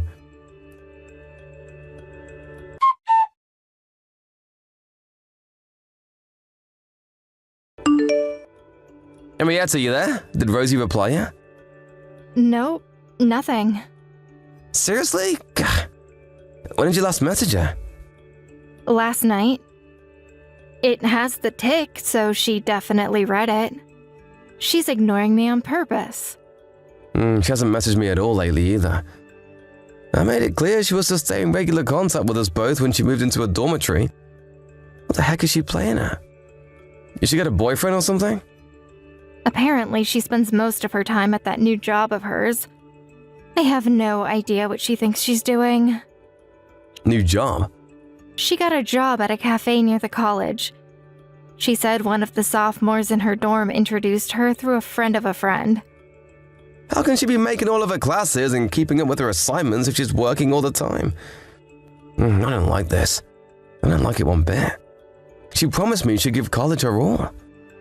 Looks like she was just saying all that so we'd pay to send her there. This is Rosie we're talking about. You know what she's like. But why would she do this? She was so committed to her studies before she got in. I've never seen her so dedicated to anything in her life. She sacrificed her entire social life to get into this college, and now she's acting like this. I don't get it. Stop burying your head in the sand, Billy. She's always had this side of her. Surely you know what I mean.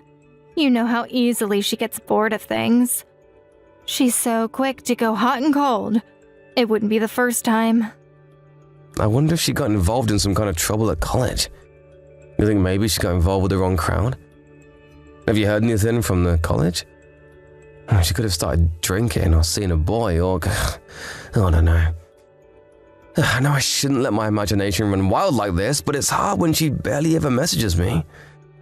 Oh, I can assure you, she messages me. It's never the sort of thing I want to hear, though. Over the last month alone, I've been the lucky recipient of such charming one-liners as, "Get lost, you're boring," and "Leave me alone." I've never known her to be this rebellious. Wow, does she seriously think that's an acceptable way to speak to her mother? I don't know what to do with her, Billy. She said she doesn't want to speak to you. What? Why not? Did I do something to upset her? I have no idea. But it's common knowledge that most girls rebel against their dads around her age. She's a little later than most, but maybe this is the start of her rebellious phase. Does it really happen this suddenly? It's like she's a different person. I had no idea going to college would change her like this. I wouldn't have agreed to her going off to live in the dorms if I knew this was going to happen. Is it time to employ starvation tactics? What the hell is starvation tactics? I think we should stop sending her money for her living expenses. She'll never reflect on her behavior if she doesn't learn the hard way that her actions have consequences. Isn't that going a little far? I don't want to starve my own daughter. She has a job, Billy. If she's so intent on spending so much of her time working instead of focusing on her studies, it's about time she learned that nothing in this life comes free. She'll be able to get by on her wages. I know it's not an easy decision, but if we carry on spoiling her like this, we'll only end up hurting her in the long run. I guess. I bet she's out spending her wages from that damn job drinking with her friends as we speak. I bet she'll finally start being grateful towards us if the gravy train comes to an abrupt halt. You're right. She'll probably be bombarding us with apologies before the week's up. Then we can give her a stern lecture. Remind her what she promised us when we agreed to send her to college and go back to normal.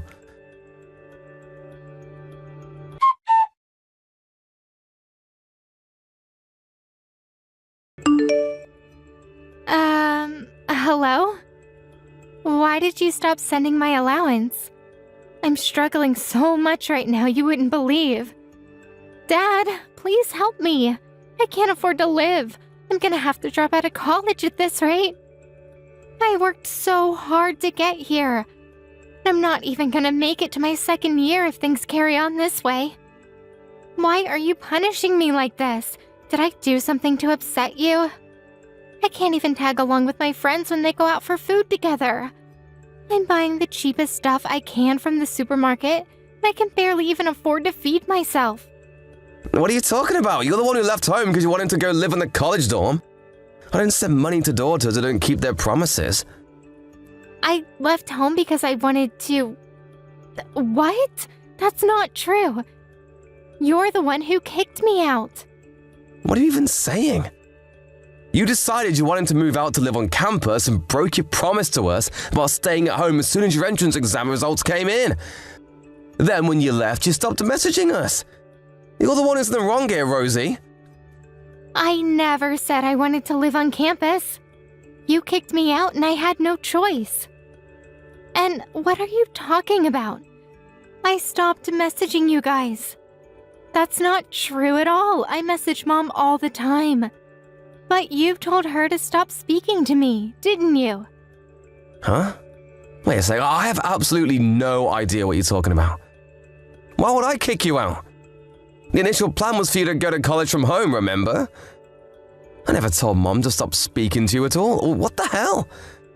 That's what she told me. I thought you hated me. Hate you? You're my daughter, Rosie. I could never hate you. I was worried sick could you stop messaging me. I did stop sending you monthly allowance recently, but that was only to teach you a lesson for breaking your promises to us. We thought you stopped taking your studies seriously. I was ready to start sending the money again the moment you apologized. Recently, but you haven't been sending me any money for months now. I had no choice but to get by on what little I make from my part-time cafe job. What? It didn't take me very far, though. Before long, I had to up my hours there to cover my living costs, which means I haven't been able to keep up with my studies for months. And I'm so stressed I can't take it anymore. That's why I'm messaging you now. I figured that even if you did hate me, hashing it out with you is better than enduring the living hell I call life any longer. None of this makes any sense. This is completely different to what your mom told me. Firstly, let me make one thing crystal clear. I never kicked you out of the house. Secondly, I only stopped sending your allowance at the start of this month. So, I don't know what you mean when you say you haven't been getting it for months. Your mom was in charge of sending it before. And she said you'd been getting it as normal before we decided to stop it. Well, wait a second. What's going on here? Does this mean Mom is lying? But why would she?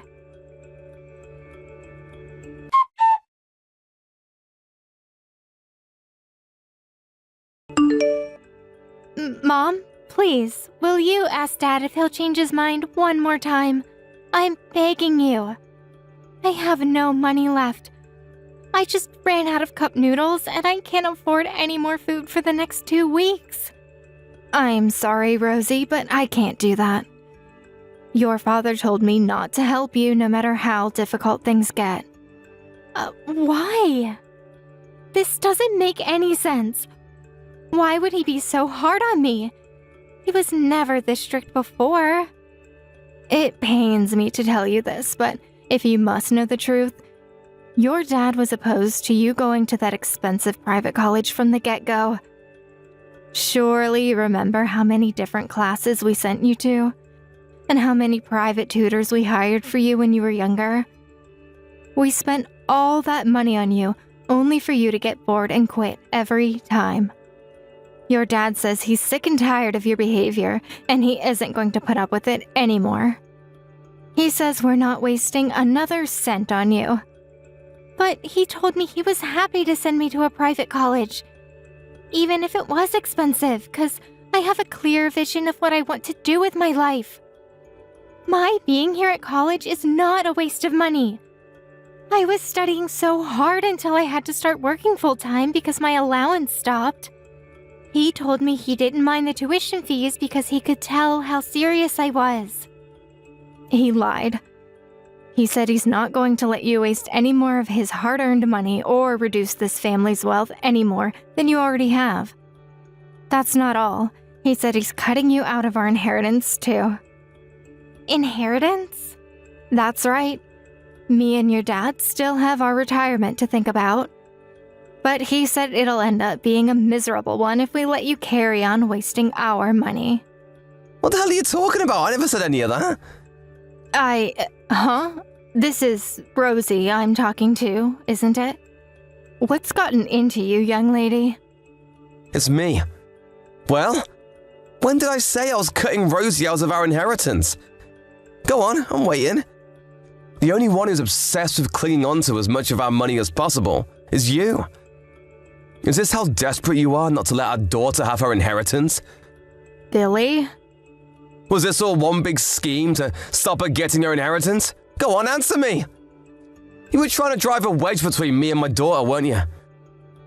Why are you using her phone? Or rather, how?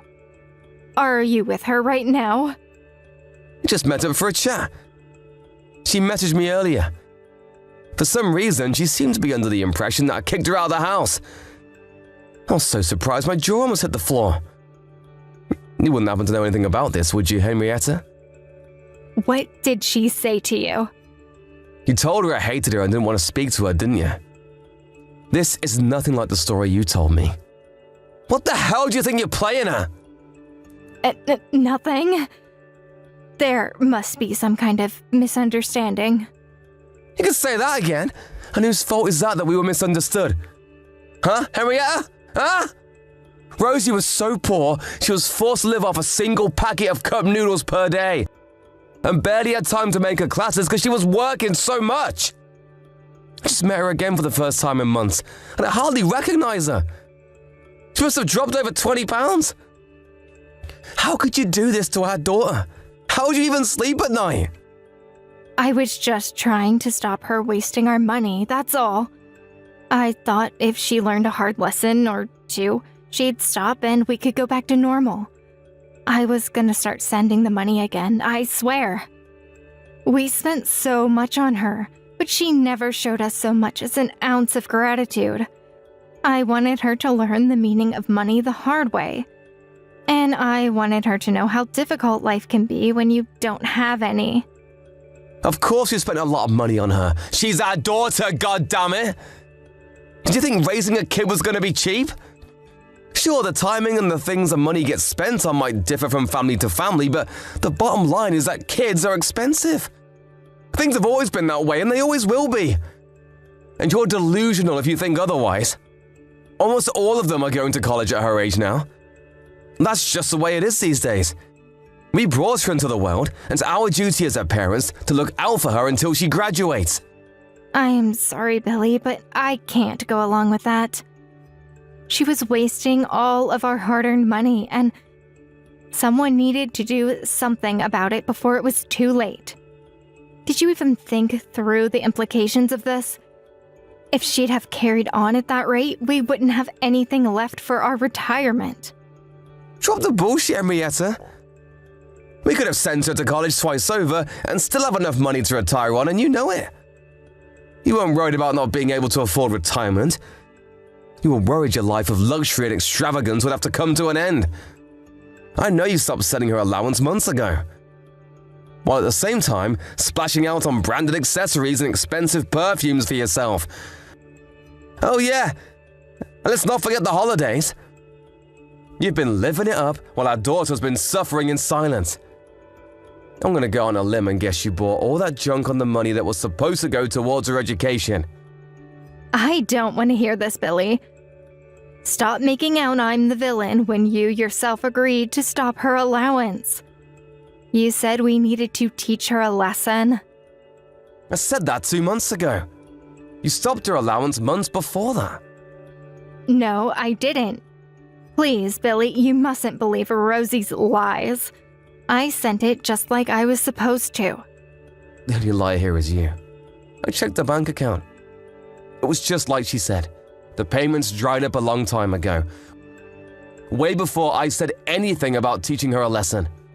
She could be using a different bank account. Stop believing everything she says and think for yourself. Aren't you forgetting something? You know I have all of our chat logs here on our phone, right? One look at them made it obvious who the liar is. Rosie's telling the truth about everything. Stop trying to shift the blame onto our daughter and own up to what you've done. You abominable excuse of a mother. Billy, please, I had no choice. You're too soft on her. She would have carried on wasting our money till we were bankrupt if I didn't intervene. I was using very mild carrot and stick tactics to try and gently encourage her in the right direction. What you did was reprehensible, and you should be as disgusted with yourself as I am. I was being strict with her because I cared about her. Sometimes you have to be cruel to be kind, but it's like you forgot the kindness part. You were only interested in satisfying your own greed. You're the most selfish person I've ever met. So what if I'm selfish? If I don't look out for number one, who will? I haven't done anything wrong. Money makes the world go round. All I did was protect what was mine. Are you so obsessed with money that you'd throw your own daughter under the bus for it? You have no right to be a mother. You have no idea how hard it's been for me to play the role of the perfect mommy all the time. But Rosie's not a baby anymore. Surely it's about time we cut her loose. She can't leash off us forever. How's she supposed to learn the skills she needs to get by in life if she does nothing but rely on mommy and daddy? It's standard practice for parents to look out for kids until they graduate college and land their first proper job. You know that, right? Your attitude towards our daughter is sickening. You know what? I don't even see any point in talking to you. Because all you do is twist everything to fit your shallow, materialistic worldview. I think our marriage is just about over. No. Wait, why would you say that? I'd say that because I want you to get the hell out of this house. I'll never be able to forgive myself if I didn't make you take responsibility for what you did to Rosie, and most likely, neither would she. Her allowance payments will start again immediately. Don't you think you're overreacting a little by kicking me out? Me and Rosie have both had it with you. We're beyond livid. We couldn't be more disappointed in you. Besides, I have to do this. I can never trust you again. Who's to say your next money-grabbing scheme will be? Oh, don't be so dramatic. This was just a one-off. I swear, I'm sorry. I promise I'll never do anything like this again. When we divorce, you probably won't even be in with a shot at getting half my stuff once a judge finds out about what you did to our daughter. And you know what? I couldn't be happier about that. You don't deserve a thing. I'm not divorcing. I won't. No way. Absolutely not. Sorry, sweet cheeks, but I got news for you. My family are the only people who are allowed to spend my hard-earned money. You're not part of my family anymore. I probably wouldn't even be able to afford to retire with you around blowing my money on frivolous, overpriced branded junk. Hurry up and disappear from my life forever. You're not going to waste any more of my hard-earned money than you already have.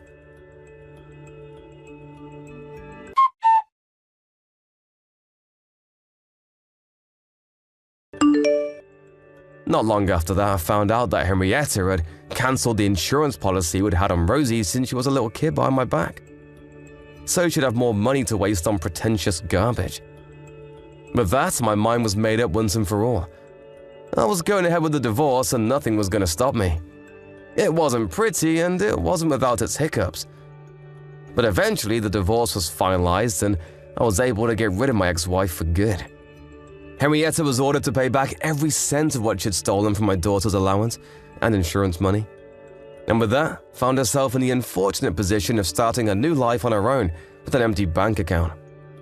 She did her fair share of complaining when she left the house, but when I told her to shut up and give me my money, she burst into tears. The once energetic, defiant Henrietta was now nothing but a crumpled, tear-stained mess on the floor. The irony of her telling Rosie to stop over-relying on us and stand on her own 2 feet while simultaneously living a life of luxury, extravagance on my hard-earned money is not lost on me. I doubt she can see it though. Some people are so lacking in self-awareness that it'd be funny if it wasn't so frightening. After the divorce, I resumed my payments to Rosie, including back payments for everything her various mother had deprived her of, and started her insurance policy back up. The oppressive weight of a mother's greed has been lifted from her shoulders, and she's back to her bubbly old self. With Henrietta out of the picture, she was finally able to reduce her hours at the cafe and start focusing on her college studies again. Now she sends me daily reports on her study marathons in the college library. And I couldn't be more relieved to see her back on track. My daughter's as tough and resilient as they come. I'm always going to be there to watch over her, and I'll be there for her through thick and thin. With determination as strong as hers, I just know that one day she'll achieve her dream. Hi, Stacy. I hope I'm not messaging you at a bad time. I was wondering if you have a minute to chat. Good morning, Olivia. You didn't catch me at a bad time at all. I was just having a cup of tea after finishing my morning chores. Is everything all right? Yes, everything is okay on my end. But, I keep in touch with your daughter, right? Yes, of course. Chrissy tells me you to exchange messages quite often. I remember she downloaded the message app with you on the day she got her smartphone, like yesterday. Yes, you are right. We've been messaging each other practically every day since she got her phone. Gee, how long ago was that? I think it was when she was 9 years old. So, it's been 3 years already. Has it been that long? Time flies. Doesn't it? Back then, I was quite hesitant to give my daughter a smartphone at such a young age. But it was around the time Nick was assigned to his project in Asia, so I hoped it would help us get through his absence. Yes, I remember you were worried. I know it wasn't an easy decision. I was so nervous at first. But I think it was a good call to give her a smartphone after all. She is a smart child, so she understands her boundaries, and it's been very helpful. She is able to keep in contact with her dad, and I can get a hold of her whenever I need. I'm able to feel more secure knowing she has a smartphone with her. I'm glad you feel that way. I can see it worked well for your family. Nick must feel the same since he is able to keep in touch with her from across the globe. But it's been nice that Nick has been able to come back home more often now. Not enough, but yes. He should be coming home for a couple of days next month too. Oh, that's wonderful. I am very happy that you three have a great relationship. I always love it when you come visit me as a family. Thanks. We will be visiting you together when he comes back next time. Anyways, Olivia, did you need to tell me something? Yes. Sorry, I went off track. There's one thing that's been concerning me. I heard from Chrissy that you have been very busy lately. She told me you come home way past supper time. Oh, was this about me? Well, yes. I have been coming home later than I would like to recently. Chrissy told me how you would come home as late as 9 p.m. Yes, I guess I have done that a couple of times. Sorry to make you worry. I know I should mind my own business, but you know, I'm old. Worrying is like an old person's job. Chrissy, on the other hand, is only 12 years old. And I just don't feel so comfortable hearing that my 12-year-old granddaughter is home alone until 9 p.m. I understand. Just to let you know, though, I don't always come home that late. I've had important errands to run and people to meet. It just happened to occur around the same time, so I was suddenly super busy. But it's not like I come home at 9 every night, so please don't worry too much. Oh, okay. I must have misunderstood Chrissy then, because I thought she was saying you haven't been home early for weeks now. She might have been sarcastic with you. You know, she's a 12-year-old, so she does that a lot these days. Anyways, things have settled down now, so I won't be as late anymore. Thanks for looking out for my daughter, though. Of course, but if you need my help, I'm happy to come over and stay with Chrissy. If you prefer, she can stay with me at my house too. I'm sure you have plans with friends or things that you want to do.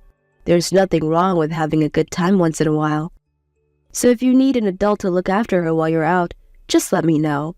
Besides, I've got nothing to do anyways. Thanks, Olivia. That's very thoughtful of you. But I don't think your help will be necessary.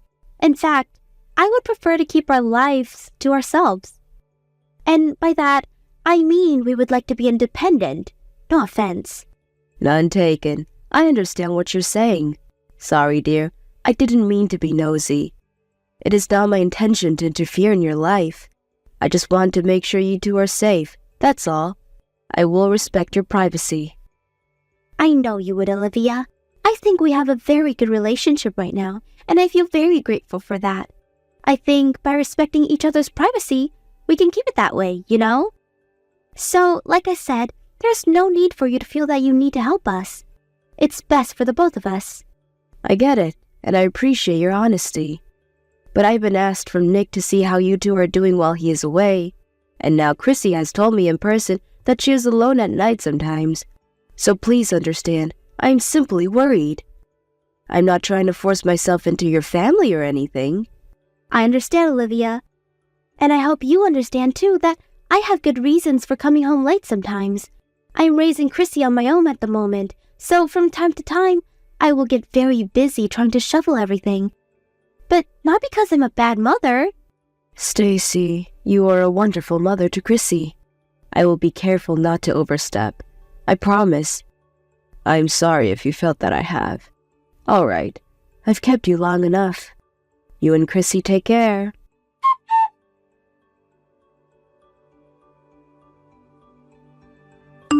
Hi, Stacy. Can I talk to you for a minute? I know I said I wouldn't interfere too much, but Chrissy told me you've been coming home late again recently. Is everything okay? I am very worried. Again, Olivia?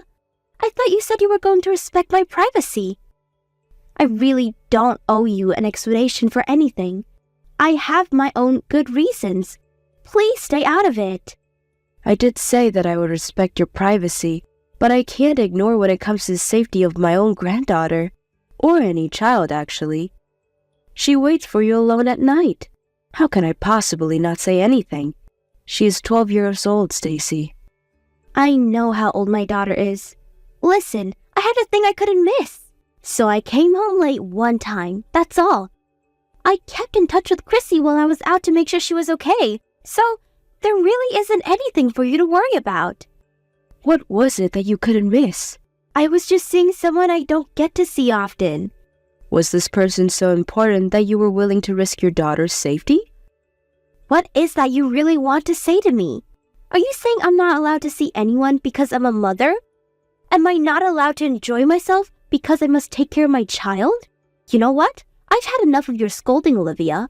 You really are overstepping now. Of course you're allowed to see anyone you want, but Chrissy said she saw you getting in the car with a man she doesn't know. So I wanted to clarify who this important person is. Excuse me? Oh my God, you think I'm cheating on Nick? How dare you? He's just a friend. Chrissy said you came home late the night she saw you with him.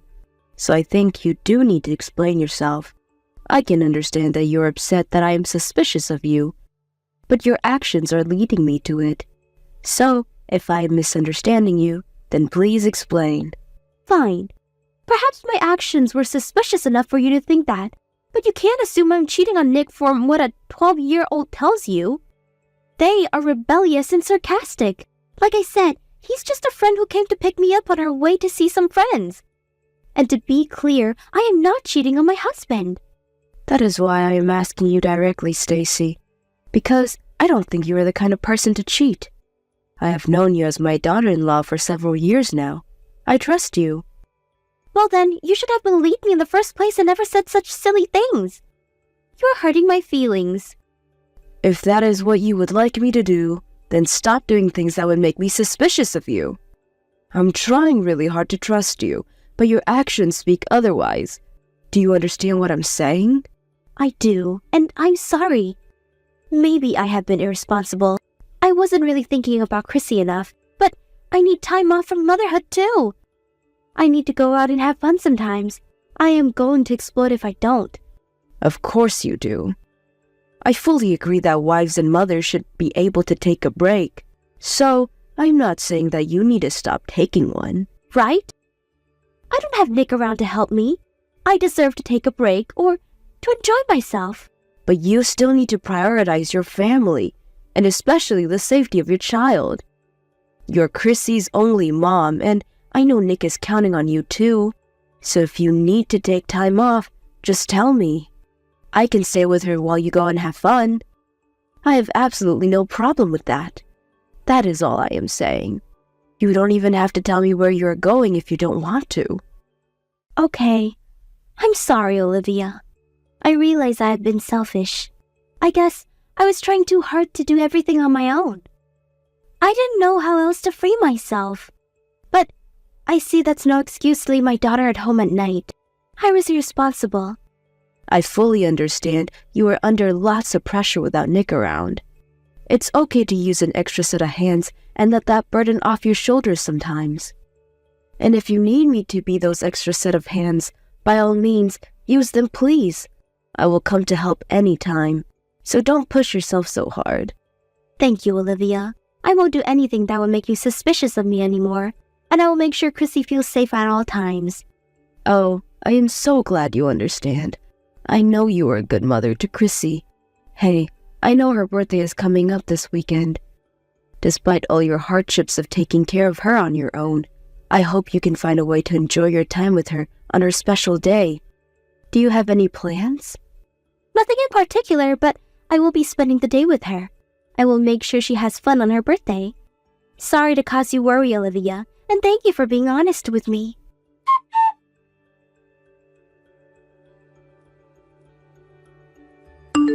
Grandma, help! I don't know what to do. Chrissy, is everything all right? What's the matter? There's blood everywhere. How do you stop it? What? Where are you bleeding? Did you hurt yourself? I was going to catch a bus to visit you, but I ran into another kid on the bike when I was walking down the block. There's blood all over the place. You were on your way to visit me? Alone? Yes, because there's no one home. I was going to go to your house to surprise you. Where's your mom? I thought you were spending the day with her. She went out to buy my birthday cake in the morning, but she hasn't been home since. I was lonely.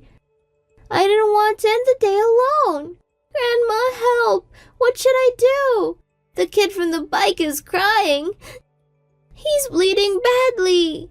Okay, so you're not the one bleeding, but the boy from the bike? Are you hurt at all? I have a scratch, but that's all. He's younger than me. He's crying, and his bleeding won't stop. I understand your situation. Do you know where you are? By the park down my block. Do you remember? The one with the yellow slide? I was just passing by when he came out of nowhere and we crashed. I'm so sorry, dear. You must have been terrified. I think he is more scared than I am. You're right. Can you make out where he is bleeding from? Did he hurt his head? And are there any adults around you? I think it's coming from his leg, near his knee. He's wearing a helmet, so his head is okay, I think. I don't see his parents or any adult from where I am right now. Okay. All right, honey. Thank you for telling me. I have a friend who lives right in front of the park, so I will ask her to help you right away. You stay put. Is he going to be okay? Should he be going to the hospital? Everything is going to be okay, sweetheart. I will ask my friend to call an ambulance if it seems urgent. I am already in my car to come get you.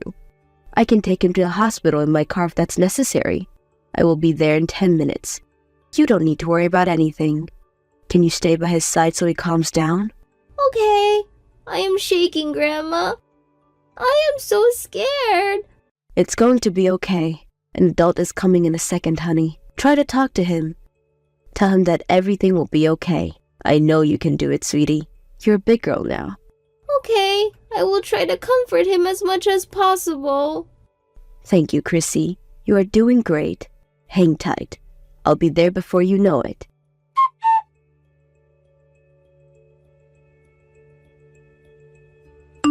Hi, Stacy. How's Chrissy? Is she enjoying her birthday? Hi, Olivia. Yes, she is enjoying it very much. She loves her birthday cake. I ordered a special one for today. She loves it? Are you sure about that? What? Of course I am sure. Why wouldn't she be? Oh, but I haven't had the chance to give her the present you prepared for her yet. I will keep it as a surprise for tomorrow. She should be in touch with you by then. Sorry for not giving it to her today, but I hope you don't mind. Stacy, if there's one thing that I do mind, is about you not looking after your daughter. Why are you lying to me? What has gotten into you? What lie? What are you talking about? Chrissy is with me now. You're still not home, are you? And you're even lying about the cake. You never went to pick anything up. I don't think you had anything ordered in the first place. Where have you been all this time? Huh? Chrissy is with you? Why? How are you with her? Did you invite yourself in? You should be relieved that she is with me, safe. You don't even know what she has been through today. The poor child is taking a nap right now in my bedroom. And you have a lot of explaining to do. Wait a second. Why is she at your house? Did you take her from our house without telling me? She was headed to my house to surprise me when she got into an accident with another child today. She reached out to me for help because she didn't know where you were. She told me how you haven't been home since you went out to pick her birthday cake up. She had no idea when you were coming home, so she reached out to me instead of you. Hold on. What accident? You're joking, right? I'm her mom and no one thought of telling me sooner? Why hasn't anyone told me about the accident? Is she okay? She crashed into a boy on a bicycle. Both of them are okay. The boy on the bike was younger than Chrissy and hurt his knee, but nothing serious. They were both very shaken up, but I was able to handle the situation. Jesus, Olivia. If no one was seriously injured, don't scare me like that. I'm glad they are both okay. You should have been there for her, you fool. Chrissy was terrified. The boy was bleeding and he wouldn't stop crying, and his parents weren't around when it happened. But she kept on comforting him until I arrived. He had calmed down by the time I got there. His knee was bleeding pretty badly, though, so I could see why both of them were scared. Did you talk to his parents? Yes, it's all done now. Wow, okay. Well, I guess I owe you thanks for handling everything. I did what was necessary, but now I would like to talk about you. The fact that you didn't know Chrissy was at home tells me you are still not home right now. So where the hell are you? And where the hell have you been doing all day? Have you forgotten about her? What were you going to tell Chrissy? That you had to take the plane to go get to the cake shop? I just got stuck in traffic. There was a huge accident on the road that I couldn't go anywhere until they cleared the scene. That's all. Just couldn't make it home sooner by chance. You've been stuck in traffic? Chrissy told me you left for the cake before noon. That's nearly half a day ago. You do know it's past 9 p.m. now, right? Where was the accident? I haven't heard of any accident big enough to stop the traffic for half a day. I don't know the details. I didn't witness the scene. But I'm telling you, there was a lot of traffic and I was stuck. Perhaps there was a bad crash or something. You can't blame the accident on me, though. I had nothing to do with it. And I didn't choose to get stuck. I see. So then you're saying you haven't got home by coincidence. You didn't plan any of it. And you didn't mean to abandon your daughter for more than 10 hours? Exactly. I promise I won't let Chrissy feel unsafe. I meant that. I would never leave her on purpose. Don't you believe me? You have to give me a little bit of trust. Stacy, I wish you would stop lying to me. You think you're making up good stories, but you are just a bad liar. I would find out the truth so easily. I don't understand why you can't see that. Excuse me? I am not lying. I don't even know why you think that. I am telling you the truth. Stop it, Stacy. Chrissy was watching you leave the house this morning when you said you were off to get the cake. She said you left in a man's car, the same guy Chrissy saw you with the other day, which means you left your car in the driveway. So tell me, you have been stuck in traffic with him this whole time? Is that correct? And it didn't even bother you that you have been stuck in traffic for that long while your daughter is alone at home? You didn't think to message her to tell her what was going on? See, the cake shop was quite far. I am not a confident driver, so I asked my friend to drive me. How's that so bad? I didn't message her because I've had bad reception, and for the millionth time, he is just a friend. Is it a sin for a woman to have a male friend? I think you all have such dirty minds to immediately assume that I am cheating on my husband just because I am with another man. Are you sure he is just a friend? Are you sure you are not lying to me again? Because you are digging your own grave to lie upon more lies. I assure you, I will find out if you are lying. I have nothing to hide. He is just a good friend who helps me get around. I'm not lying. All right then. I will ask a private investigator to look into this matter. It will help us find out who he is and what sort of relationship he has with you. I'm sure you don't mind me hiring one if you don't have anything to hide. Huh? A private investigator? You're going to hire someone to look into my friend? Yes, that's the plan. I told Nick what happened today. He said he wants to find out who he is. He will be back sooner than originally planned to look into this matter more seriously. But in the meantime, ask me to call a few investigations to start the process. Hey, wait a second. You told Nick. You can't do that. What makes you think I would keep this from my son? I had asked you respectfully not to leave Chrissy at home by herself. I even offered you my help if you ever needed. That conversation was only a couple days ago. You couldn't keep your promise for a week. You have put your own daughter in danger. How do you expect me to keep this a secret? I refuse to let you risk Chrissy's safety. But, Olivia, that's not fair. He only knows your side of the story. What did he say anyways? He said he would make his final decision based on what we find out about your friend. But at the moment, he is outraged about how you have treated Chrissy. He is in disbelief and does not trust you with her anymore.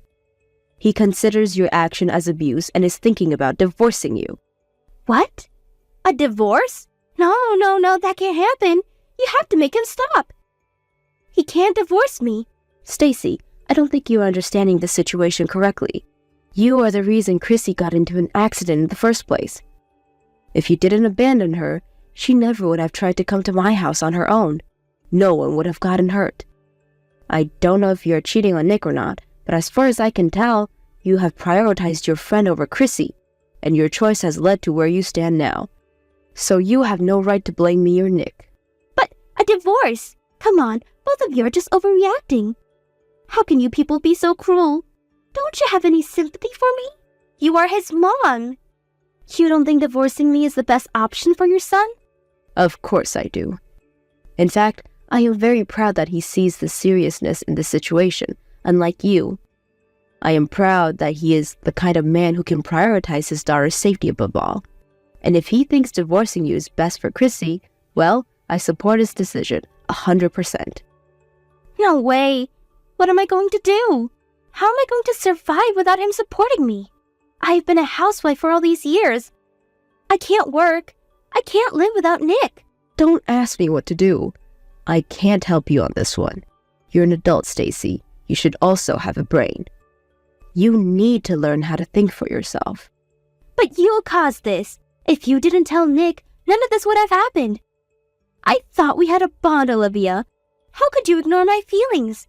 You know what it's like to be a mom. You could have been more sympathetic. You even agreed that women need breaks for their own homes. Have you forgotten? Were you just pretending to be my friend? I thought you understood me, Olivia. A break? Seriously? You must be crazy if you think I or anyone else would ever approve you abandoning your child to spend time with another man. And to do that on her birthday. That is not taking a break. That is you being selfish, irresponsible, and abusive. It is outrageous and will not be accepted. I have never been so furious at someone like this. I do not have any sympathy for you. You prefer for us to get a divorce then? Your son won't find anyone else after failing his first marriage, and Chrissy will be raised by a single father. Do you see how society would perceive them? Their lives would be ruined. Can you let yourself live with that? Me? Oh, I can live with that all right. If at all, you are the one who ruined their lives. But frankly, their lives would have been much happier without you in it. They don't need an absent mother or a cheating wife. I will give up everything to look after them both. They will have much less to worry about. Once you are alone, you will realize what a fool you have been. But hey, it won't matter, right? You'll get to take that nice long break you always wanted from being a mom or a wife.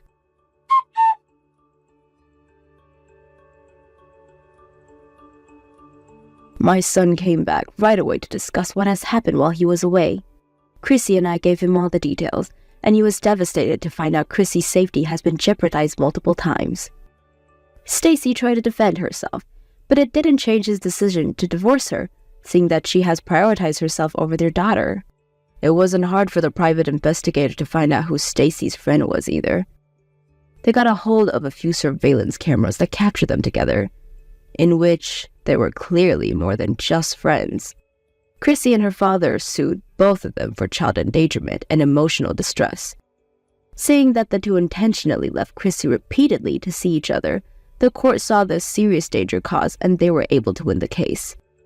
Stacy didn't stand a chance at winning Chrissy's custody, of course, and seemed to have given up at an early stage, which made Chrissy a little sad, which she got over fairly quickly. Nick has officially moved back now, and the three of us live together. Chrissy doesn't miss her mom much, since she was never around to begin with. For me, it has felt like I'm a full-time mom again, which is hard sometimes, but I'm glad to be there to support the two, and that Chrissy will not feel lonely again. I don't know how Stacy ended up the way she did, but I hope the divorce taught her a good lesson. And that she regrets her selfishness, now that she is the one alone. Hey, Mom, I was thinking of coming home for Easter this year. What? You want to come back and stay at home? But you always go to stay with Tyler's family for Easter. I know that's usually what happens, but it doesn't seem like it will work out like that this year. He's been on a really long business trip overseas this past while, remember? And while he technically does have Easter off, it'll probably be hard for him to come back here in time since so many people will be traveling for the holidays. We've already spoken about spending the holidays apart this time. He might still make it, but if he does, he will be later than normal in any case. And what did his family say about that? Are they okay with it? Don't they want you to join them anyway? No, they said that it's fine. I mean, there isn't that much point in me going there without Tyler, is there? And we've spent every Easter with them, so they said that we shouldn't worry too much about it this time around. Sophie, be honest with me now. I don't like how this is sounding. You haven't been causing any trouble over there when you go to stay with them, have you? You're not just making this up because they don't want you there anymore and you need to come here instead, right? No, of course that's not what this is about. Why wouldn't they want me to be there? His family are all really nice and we get along well. We've never had any problems before now. Plus, I always help out there as much as I can. I wonder if that is really true. It doesn't sound like that to me. You've always been so laid back, I always worry if you really are doing your part when you should be. I'm telling you that it's all fine. There are no problems between his family and mine. And Tyler's mom told us that we didn't need to always make the effort to travel each year anyway. I mean, we have been spending both Easter and Christmas with his family, right? She was worried that I may be doing too much for them and not spending enough time with my own family. That sounds pretty strange to me. They're basically telling you straight out that they don't want you coming there anymore. You must have done something that they're not happy about, but they're just trying to tell you nicely to not come for the holidays anymore. Why do you always have to look at things in such a negative way? They haven't said anything of the sort. When I'm there, I spend lots of time with his mom, just the two of us. Selena and I go for coffee dates together and all the rest of it. We get along really well. And even when I am home, I often talk to her on the phone just to touch base with what's going on over there in Texas. Are you sure you're not just bothering her by calling all the time? Maybe she just feels bad and doesn't know how to tell you that she doesn't want to talk to you. That's not it at all. Come on, why are you being like this? Selena and I even have the same interests in DIY crafts and making things ourselves from scratch. So because of that, we always have something to talk about. There's a lot of common ground between us. Well, if you say it's all fine, I guess I will have to take your word for it. And just as long as you're not causing trouble, then it's all right. But even if you come back here, there really isn't anything we can do for you here. I'm not going home because I want you guys to do anything for me. If anything, I will be happy to help out while I'm staying there. I want Lisa to be able to take a little bit of a break at least while I'm there for the holidays. What do you mean by that? Why do you want Lisa to take a break? Well, she has been living with you, hasn't she? It hasn't even been a year since her and Jacob got married, and I know that she's been doing a lot around the house while they've been living at home. I thought it would be nice if she could get to rest at least while I'm back home as well. It's better if she does things instead of you. She's much better at everything. You would just get in the way. I'm not going to get in the way. You're being very critical of me right now, you know. All I'm saying is that I would like to help her out where I can. Anyway, more importantly, how is it with everyone living together? Is it going well? It's been about 6 months at this point, right? There's nothing for you to be worried about. Everything is going as well as it could be. Unlike you, Lisa listens to what she's told and does everything as it should be done. You haven't changed at all, have you, Mom? You still say things that don't need to be said. Well, no matter. As long as you're treating her fairly, that's all that matters. Of course I am. How else would I be treating her? But are you really going to be coming back home for Easter? People in the neighborhood will think that something strange is going on.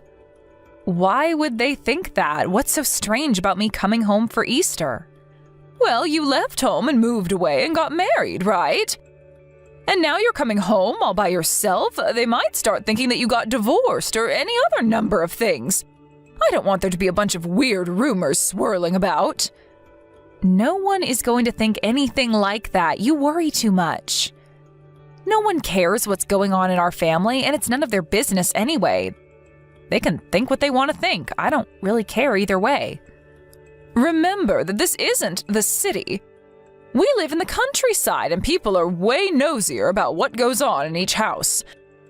Not much happens here, so even the smallest thing can be enough for people to start gossiping and starting rumors. Even if they're not true, if they get around enough, people will start to believe it. Is it really okay for you to come without Tyler this time? You always come together whenever you come visit me. It's really starting to sound like you just don't want me to come back to visit at all. Tyler can take care of himself, and he might not even be back anyway. Do you want me to just spend the Easter break on my own at home? Is it really that annoying for you when I come to visit? No, of course that's not it at all. I was just asking to make sure that everything would be okay. Anyway, I got it. You're coming soon. I will tell Lisa and Jacob that you will be here as well. Okay, thanks for that. I'll text you again when the date gets closer then.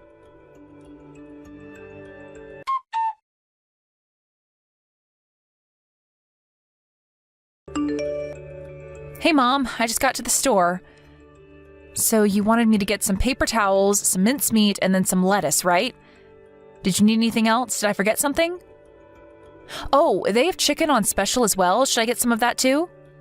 We don't need anything else. There's still food left over from yesterday as well, so we need to finish that before we buy anything that we don't need. We shouldn't be wasting any money. But it's the holidays. Buying something extra should be okay. It doesn't matter if it's the holidays. It's just Easter anyway. Okay, whatever you say. But what about Lisa? Does she want any? Listen, if you want to cook something with it, then go ahead and buy it. No one is stopping you from doing that. But we're fine with what we have here. Okay, got it. I won't buy any then. I'll just get what you asked me to buy. I just thought I would mention that there were some good specials. Oh, by the way, I didn't want to ask you this before while I was in the house, but did I do something to upset Lisa? What do you mean by that? I don't know, but she seems to be acting kind of strangely towards me. She's pretty formal and cold. I didn't expect her to be like this. Even if I try to talk to her, she barely responds, and if we meet in the hallway, she won't even look me in the eyes. And when I offered to help her with some of the housework, she just tells me that she doesn't need any help and stops me. Listen, if I tell you, will you promise not to tell her that you heard this from me? It turns out that Lisa doesn't really like you all that much, Sophie. I guess that's why she's acting like that. She's not being outwardly rude, of course, but she probably hopes that you get the message and stop trying to talk to her. What? Really? Why would she not like me, though? I've only met her at the wedding and then once last year at New Year's. I think 2 times is enough for someone to know whether they like someone or not. Maybe it's enough, sure, but I don't even remember talking to her that much. I wonder if I said something rude to her by accident?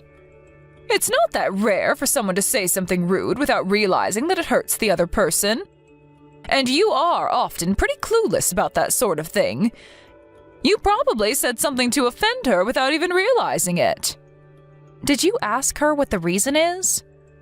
I wasn't about to ask her the details of it. She told me that she doesn't like you and you're my daughter. It's not exactly something that I wanted to keep talking about, you know. I guess that makes sense. Is that why she wouldn't eat dinner with us? I guess she doesn't even want to be in the same room as me. That's probably it, yeah. Sorry that I didn't tell you beforehand, but I didn't really know what I was supposed to tell you or how. It's kind of an awkward situation. So that's why you seemed that you didn't really want me coming home for Easter when I told you that I was planning on it. I feel bad that I came back and am putting everybody out. I was planning on staying for a week, but I think it would be better for everyone if I went home early. But you already made it all the way here, so maybe it is still better for you to just stay as you planned. And I don't know exactly how to word this, but Lisa's the one who doesn't like you, right? So it's only coming from her. It's not like you have a problem with her as well. I I think it's fine if you just pretend that you don't notice anything and don't worry about what she does. It's not like the two of you really see each other very often anyway. You don't need to go out of your way to please her. I get what you mean, but it's pretty hard to just sit around knowing that someone there doesn't like you. I can't really pretend that I don't know now. Sorry about that. Maybe I was wrong to mention it to you. No, it's fine. It's better that way. It will just make things awkward for everyone if I'm around. Besides, she's the one who lives here now. I moved out and am only coming back for a visit. I don't want her to feel like she can't eat with everyone like she usually does just because I'm here. Plus, she is doing a lot to help both you and Jacob out as well. I'm very thankful that she is doing that, so I don't want to cause her any trouble or discomfort. So it's fine. I'll just leave tomorrow around noon. Okay, if you're all right with that, then go ahead. It seems like a shame to leave so soon, though. Next time you decide to come back, it might be better if you find a hotel to stay in. You know, like you do when you come back with Tyler. It might be better for everyone involved. Yeah, that's probably the best thing to do. Anyway, I'll finish up at the shops and come back soon. Okay, see you in a little bit.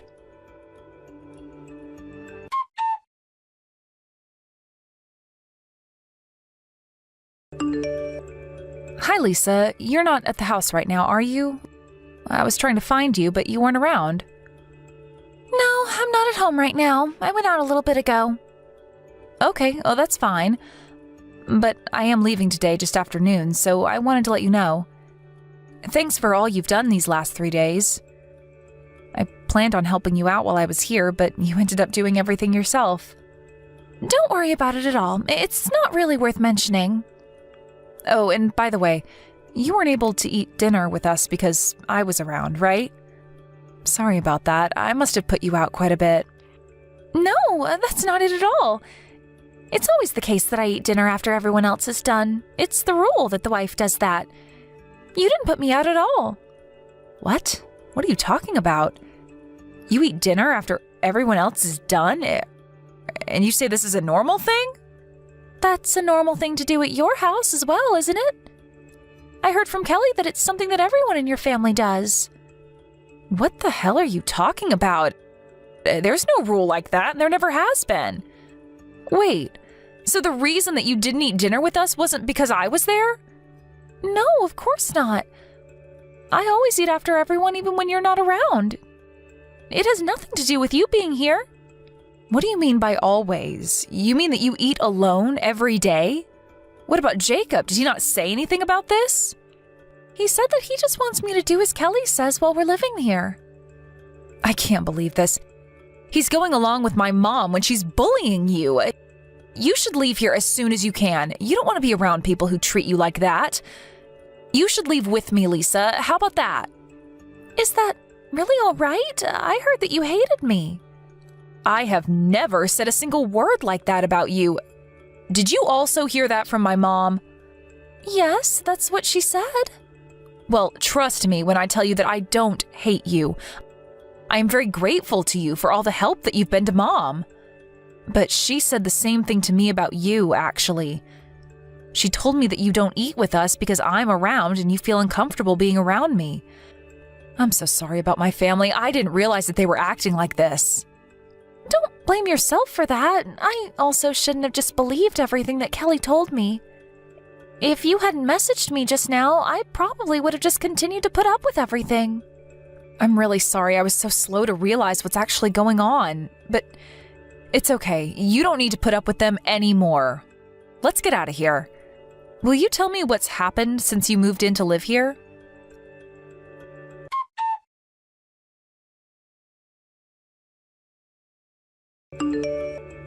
Sophie, where are you right now? You told me that you were going to leave just after midday. Don't tell me that you just ran off without saying anything. Yeah, I already left. What? Why would you do that? I wanted to at least be able to see you off. And I also have some delicious grapes that I wanted to give you as well. Someone I know just gave them to me from their own vineyards. You would really love them. They're delicious. If you're not that far away yet, why not come back here once and you can pick them up? I'm not coming back. And neither is Lisa. Lisa? What does Lisa have to do with anything? Lisa is going to be staying with me for a while, so she isn't going to be coming back. What? Why would that be? Hold on. Are the two of you together right now? Yeah, we are. I didn't want to leave her in a house where her mother-in-law is bullying her, so I took her with me when I left. What do you mean by a mother-in-law who bullies her? What is that supposed to even mean? Are you talking about me? Of course I'm talking about you, and there's no point in you playing dumb right now. Lisa told me everything about the way you've been treating her. And I know that the reason she wasn't talking to me was because you told her that I hated her and that she should leave me alone. Plus, you always make her eat alone after everyone else is done. What is even up with that? Why would you treat her that way after she moved in with you and helps you out around the house so much? Sophie, you're just being tricked by Lisa right now. I never said anything like that at all. She's just trying to set me up. And why would she try to do that? What would be the point in it? I think she must be trying to get her hands on the house. Nobody would go out of their way for that place. It's old and in the middle of nowhere. The place that Jacob and Lisa were living before they moved in with you to help would have been way more valuable than that old place. In any case, just don't believe everything that she tells you. There isn't any proof that I've been treating her badly. And you're just going to believe a stranger instead of your own mother? That's so cruel of you.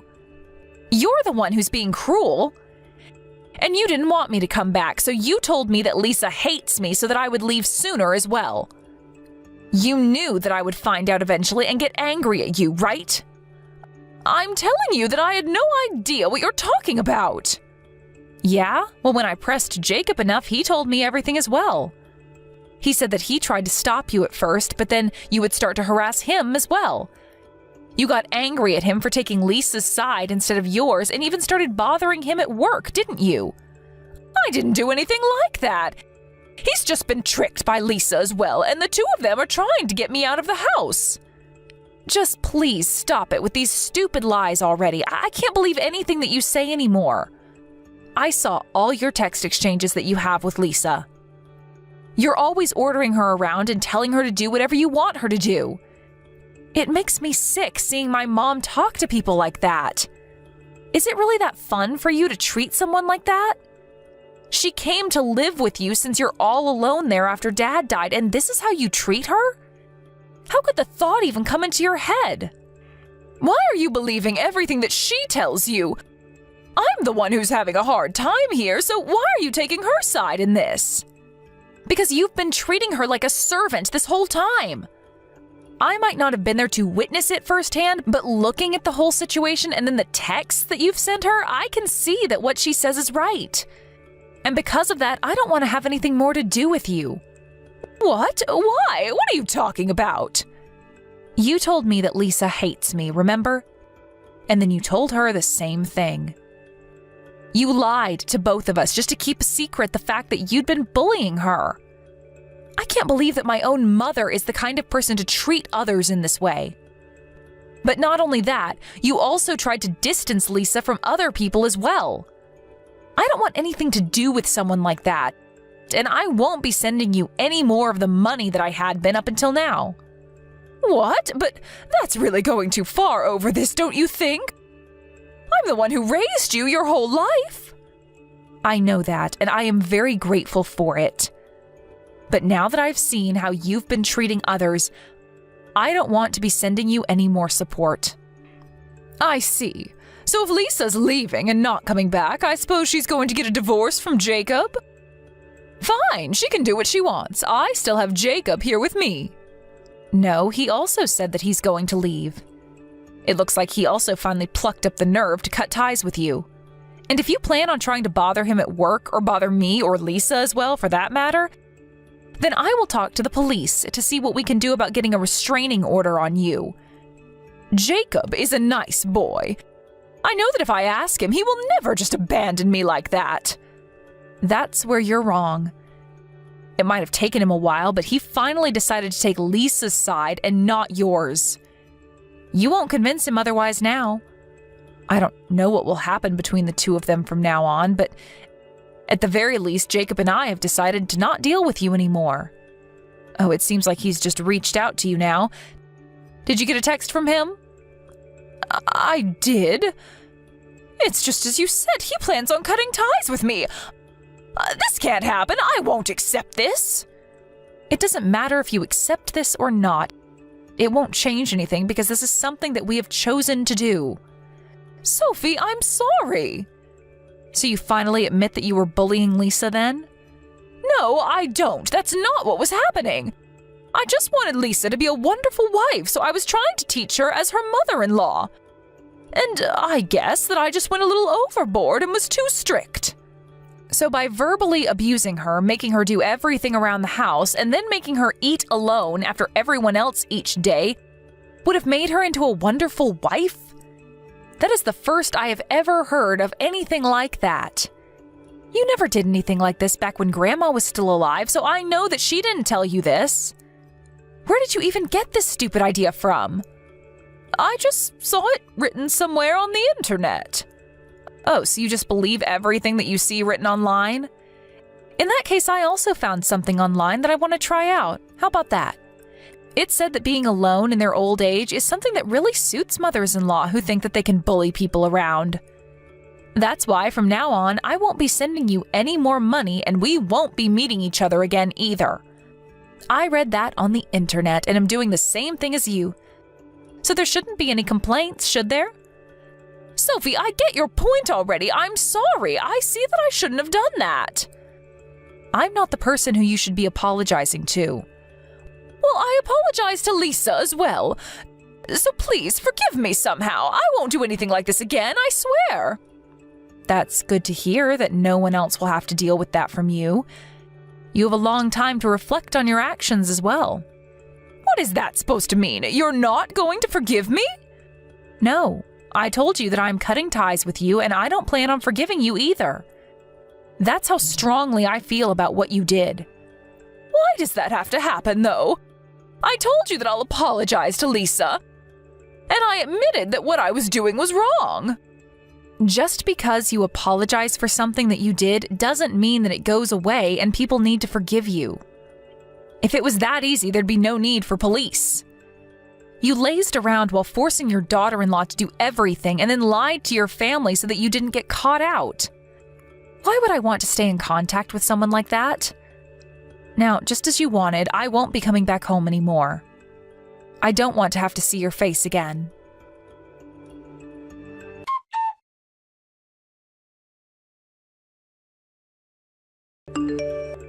Since that conversation, my mom tried countless times to call me and text me, but I ignored everything. She did the same with Jacob, and when he went home to get his things to take away, she tried to stop him, but with no success. He just took his things and walked out without looking back once. Mom stopped getting financial support from both me and Jacob and has since completely stopped going out of the house. She's always been someone who cared a lot about what people think of her. So she probably didn't want anyone in the town to find out about what happened to protect her own reputation. Even now, she still tries to get in touch with me and Jacob, but both of us just ignore her. At least the texts from her let us know that she's alive, and that's good enough for me. I just hope that from now on she can keep to herself and live quietly without causing trouble for anybody else. Lisa lived with me for a little while after the incident, but in the end decided to try and make things work once more with Jacob and moved in with him to a new place. At first, I didn't want to forgive Jacob either for not taking Lisa's side and defending her against our mom. But when I think about it, he has always been quite timid ever since we were kids. And on top of that, he always had a tendency to go along with what she said, no matter what it was. I can kind of understand him, and Lisa seems to as well, so what they do with their relationship is up to them, and I'm going to stay out of it. Lisa decided that since he chose to cut ties with our mom, that she would give him another chance, and that's up to her. Although, to be honest, it seems to me that someone like her is wasted on my brother. I'm glad that she gave him another chance, and I hope that they're able to work everything out between them and be happy. But I will make sure to be there for her if she ever is in trouble again and needs my help. I know that there's only so much that's in my power to do, but if I am able, I will do it.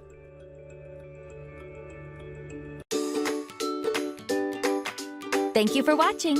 Don't forget to hit the like button and subscribe to the channel. Hey, Spencer, I bet your pleased work's over. Will you be coming straight home? Rose, listen, babe. I'm real sorry. What's wrong? Did they give you overtime again? And my coworker Katie called in saying her kid was sick today. It doesn't look like I'm going to be able to get away anytime soon. Katie? She was the one with the little boy, right? Yeah, that's her. Apparently her son has a fever and won't stop coughing. There's a good chance she has whatever it is too. The last thing we need in our hands is another pandemic. I never want to hear the word lockdown again. Long story short, she took the day off. Oh, I see. I can't say I'm not disappointed with that being Christmas week and all. I know you work in a care home, but I thought you said your hours would be going down around this time. I prepared a huge dinner for us.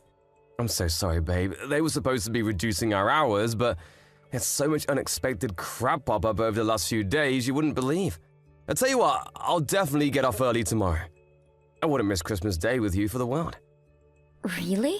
But how do you know you'll be able to? Won't Katie still be off? Well, there's a will, there's a way. Leave it with me.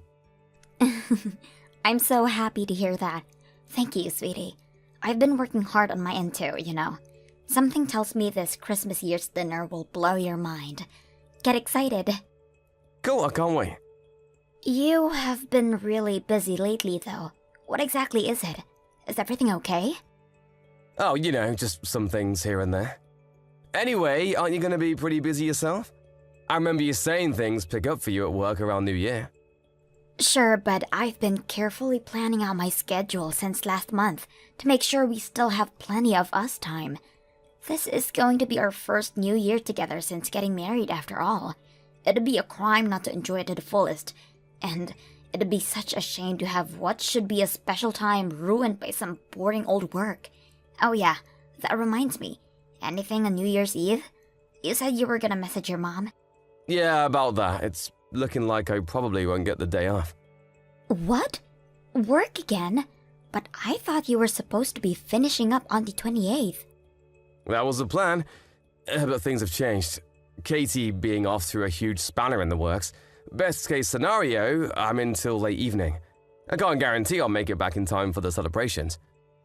I see. Does that mean we're not going over to your mom's anymore? I hate to say it, but yeah, I told her we're not going to be able to make it this year. Sorry, babe. I could hardly expect you to go on your own. I guess you're right. It might have been a little awkward with just me there. Don't get me wrong, I think your mom and dad are great. They're super kind, but I'm still kind of nervous around them. Right? How about you go back and see your own folks for New Year's instead? Wait, what? You mean we're gonna spend it apart? What choice do we have, babe? Best case scenario, I get home late. Worst case scenario, I don't make it back till you're fast asleep. Wouldn't you rather be with your parents instead of waiting around for me on your own when I might not even make it in time? You'd be bored and lonely. I'd feel bad. I could always do a big clean to keep myself occupied. Nah, let's save that for my next day off. We could do it together. It'll be fun. Your next day off? Yeah, right. You don't get days off anymore, even when you're supposed to. The boss ends up calling you in. That's cool. My next day off will be fine. Katie should be back by then, so they'll have everything covered without me. Won't you be sad? I was so looking forward to us spending our first New Year's together. Sure I will, but I'll still have a big smile on my face when I think about how we're going to spend the rest of our lives together. I'll never let you escape, babe. I hope you know that. You're mine forever. I guess. It's always next year. I'll make sure we definitely spend it at my folks' house then. And we'll celebrate with twice as much beer to make up for the lost time. It makes way more sense for you to spend it with your mom and dad this time around. You know, they'd love having you there. Besides, they're not going to be around forever, you know? That applies to your parents too, Spencer. Exactly! That's why we should make the most of the time we have with our folks while we can. So how about it, honey cheeks? Turn that frown upside down and go see your folks, okay? Fine. I'll spend New Year's at my mom and dad's place then. I guess I may as well make the most of it and get my mom to teach me how to cook her famous roast. Yeah, that's the spirit. I've never tried your mom's roast, but I gotta admit, I start salivating every time I hear you talk about it. My mom's cooking, on the other hand, sucks. She always uses ready-made stuff. But she buys quality, right? Is it really that different to making it from scratch? You bet it is. You'll see when you try my mom's roast next year. I can't wait, babe. Next year's New Year is gonna be a blast. Hold your horses, sweetie. It's a little while away yet. Let me know if anything changes with work, okay? Who knows? Maybe there will be a miracle and we'll still be able to make it to your mom and dad's place in time. You know, to watch the countdown together. Sure thing. You said it yourself though, babe. It's like a miracle. I'd love it if we could, but don't get your hopes up.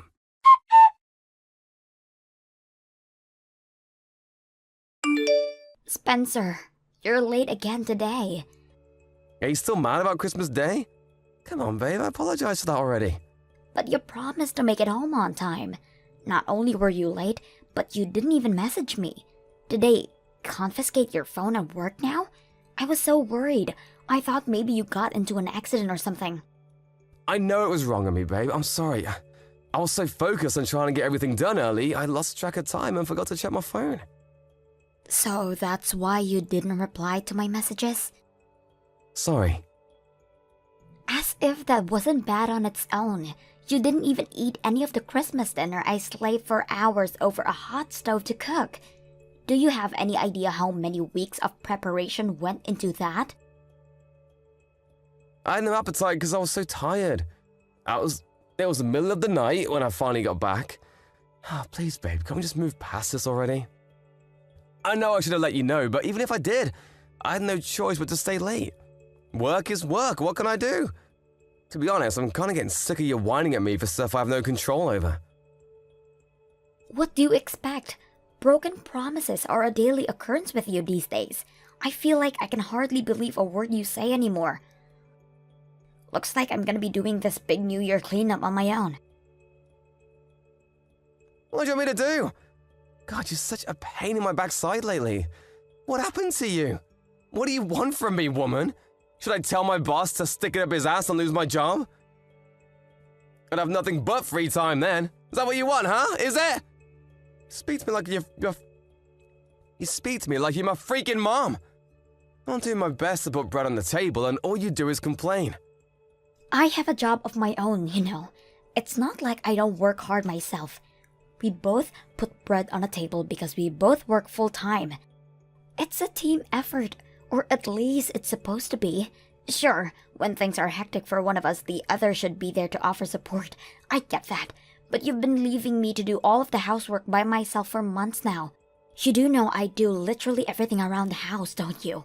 I know there's no way you haven't noticed. I'm heckin' busy, Rose. And once again, Spencer, so am I. Do you have any idea how jam-packed my schedule was from last month until just before Christmas? I crammed everything into the halftime. It normally takes me so me and you could spend the holiday season together. Mine and your jobs are not the same, babe. I can't believe it even compare them.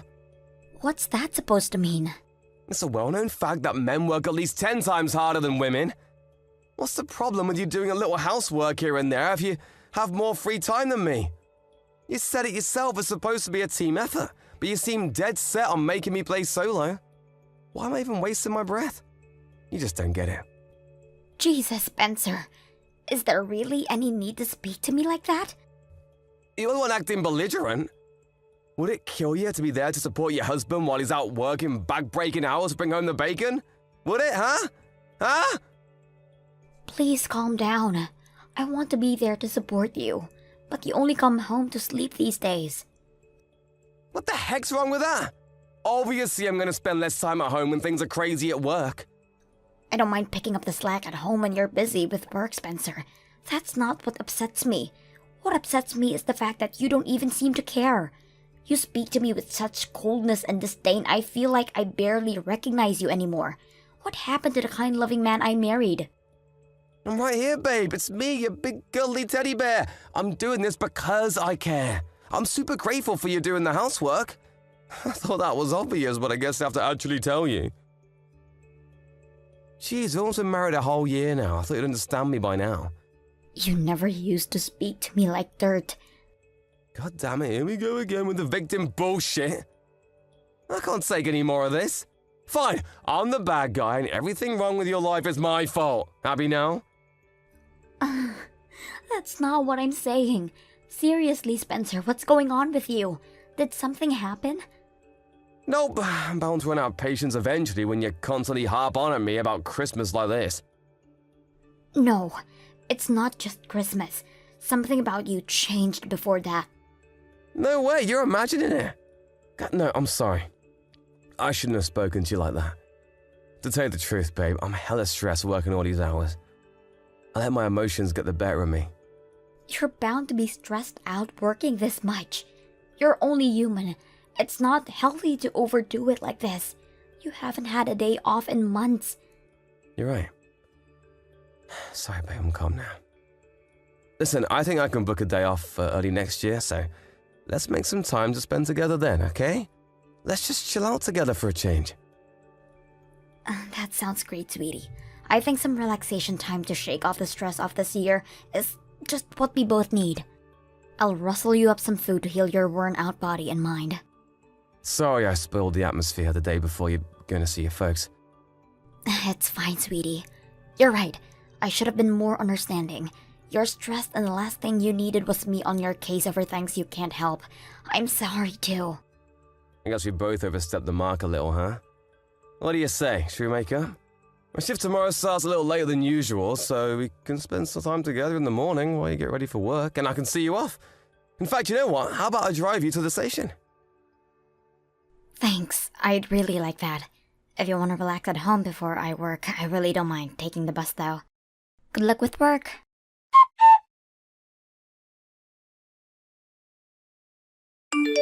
Spencer, I just got home. Where are you going?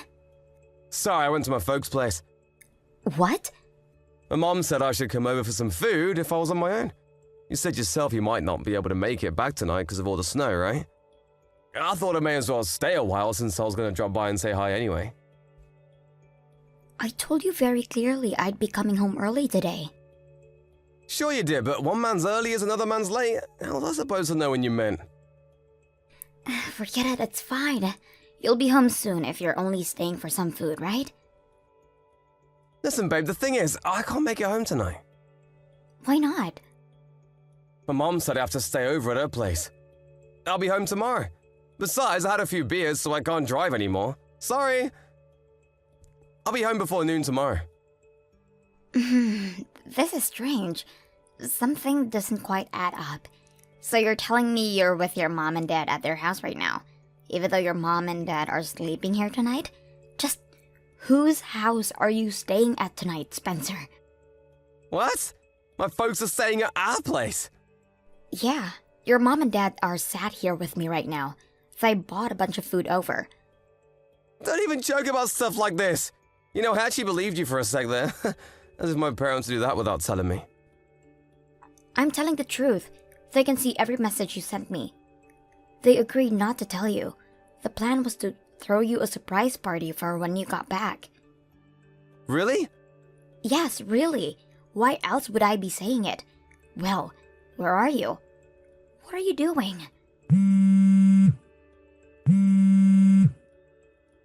How about picking up the phone? Well, you see, the thing is, I'm out drinking with my buddies right now. Sorry, babe. So? Why does that mean you can't answer the phone? Well, can you give me a few minutes? Surely you can manage a quick phone call. Sorry, listen, babe, but the thing is, I'm really drunk. Why do you have to lie? I'd appreciate it if you told me the reason. Going out drinking with your buddies doesn't mean you have to stay the night. You could easily get a taxi. I know, but I thought you'd be mad at me. Where are you right now? Your dad says he'll come pick you up in the car. No, that won't be necessary. I can make it home on my own. How? You're too drunk to drive. I'll get my buddy who doesn't drink to bring me. Just sit tight and wait for me to get back, okay? Won't be long. No, we're going to do a video call, and you're gonna show me your surroundings right now. If you don't answer my next call, we're done. I'm done listening to your bullshit excuses. Your mom and dad can't wait to see you either. They say they want to hear what you have to say for yourself.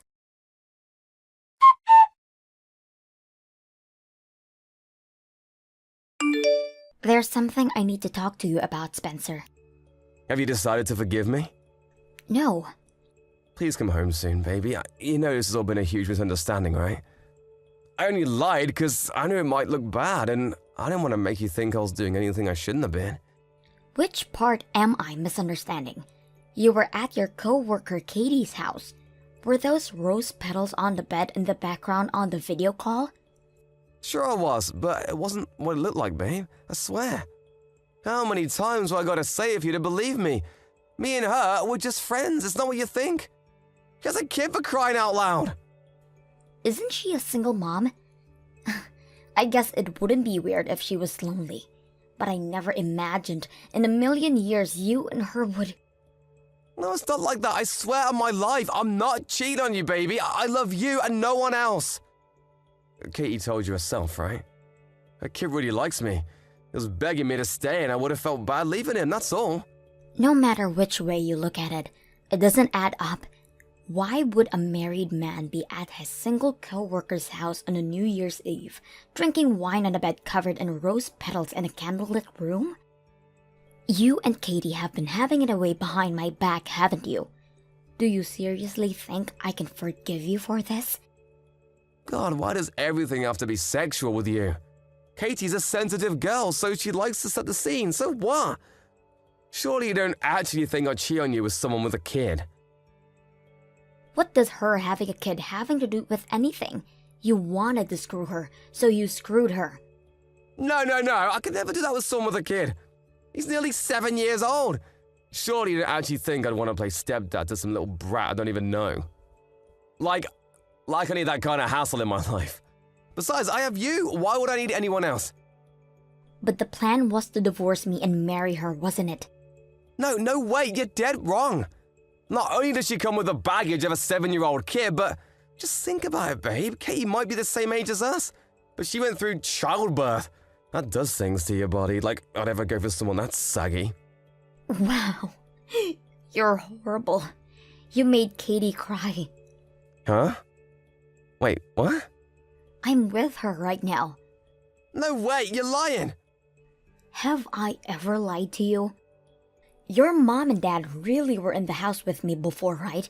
Was I lying then? This might be hard for you to believe, but some of us have morals.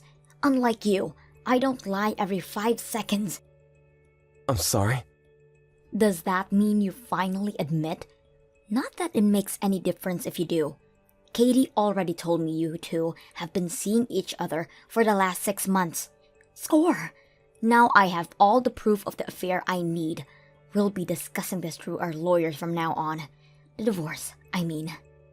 Rose, I was never serious about Katie. It kind of just happened. She said she was struggling with some stuff at work. I felt bad for her, so I said she could talk to me if she wanted, but one thing led to another and we got carried away. So that's why you cheated on me? You think that magically gets you off the hook? At least now, I finally know why you've been coming late from work all this time. You were over at her place. I promise I'll never see her again. She no longer exists as far as I'm concerned. Do whatever you want.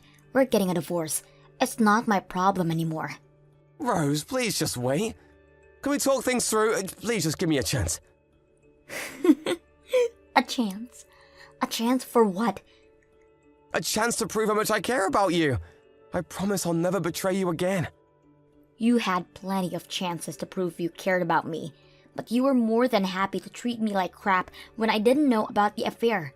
Take Christmas, for example. You spent it with Katie, didn't you?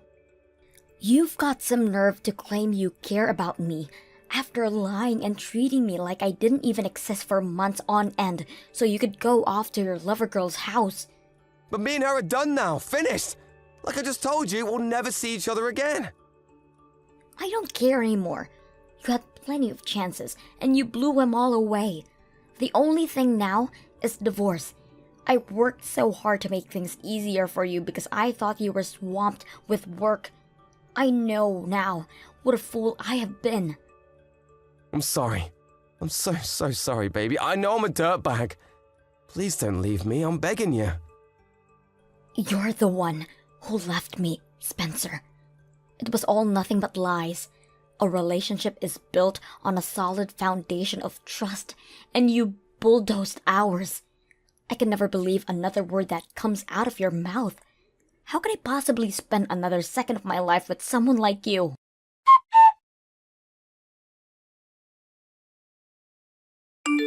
After that, me, Spencer, and both of our lawyers got together to discuss the divorce, which was finalized quickly without any issues. He clung to the marriage desperately, refusing to accept his fate, but I had mountains of evidence of the affair, and not a single person had his back. Eventually, he signed the papers through gritted teeth with a tear in his eye.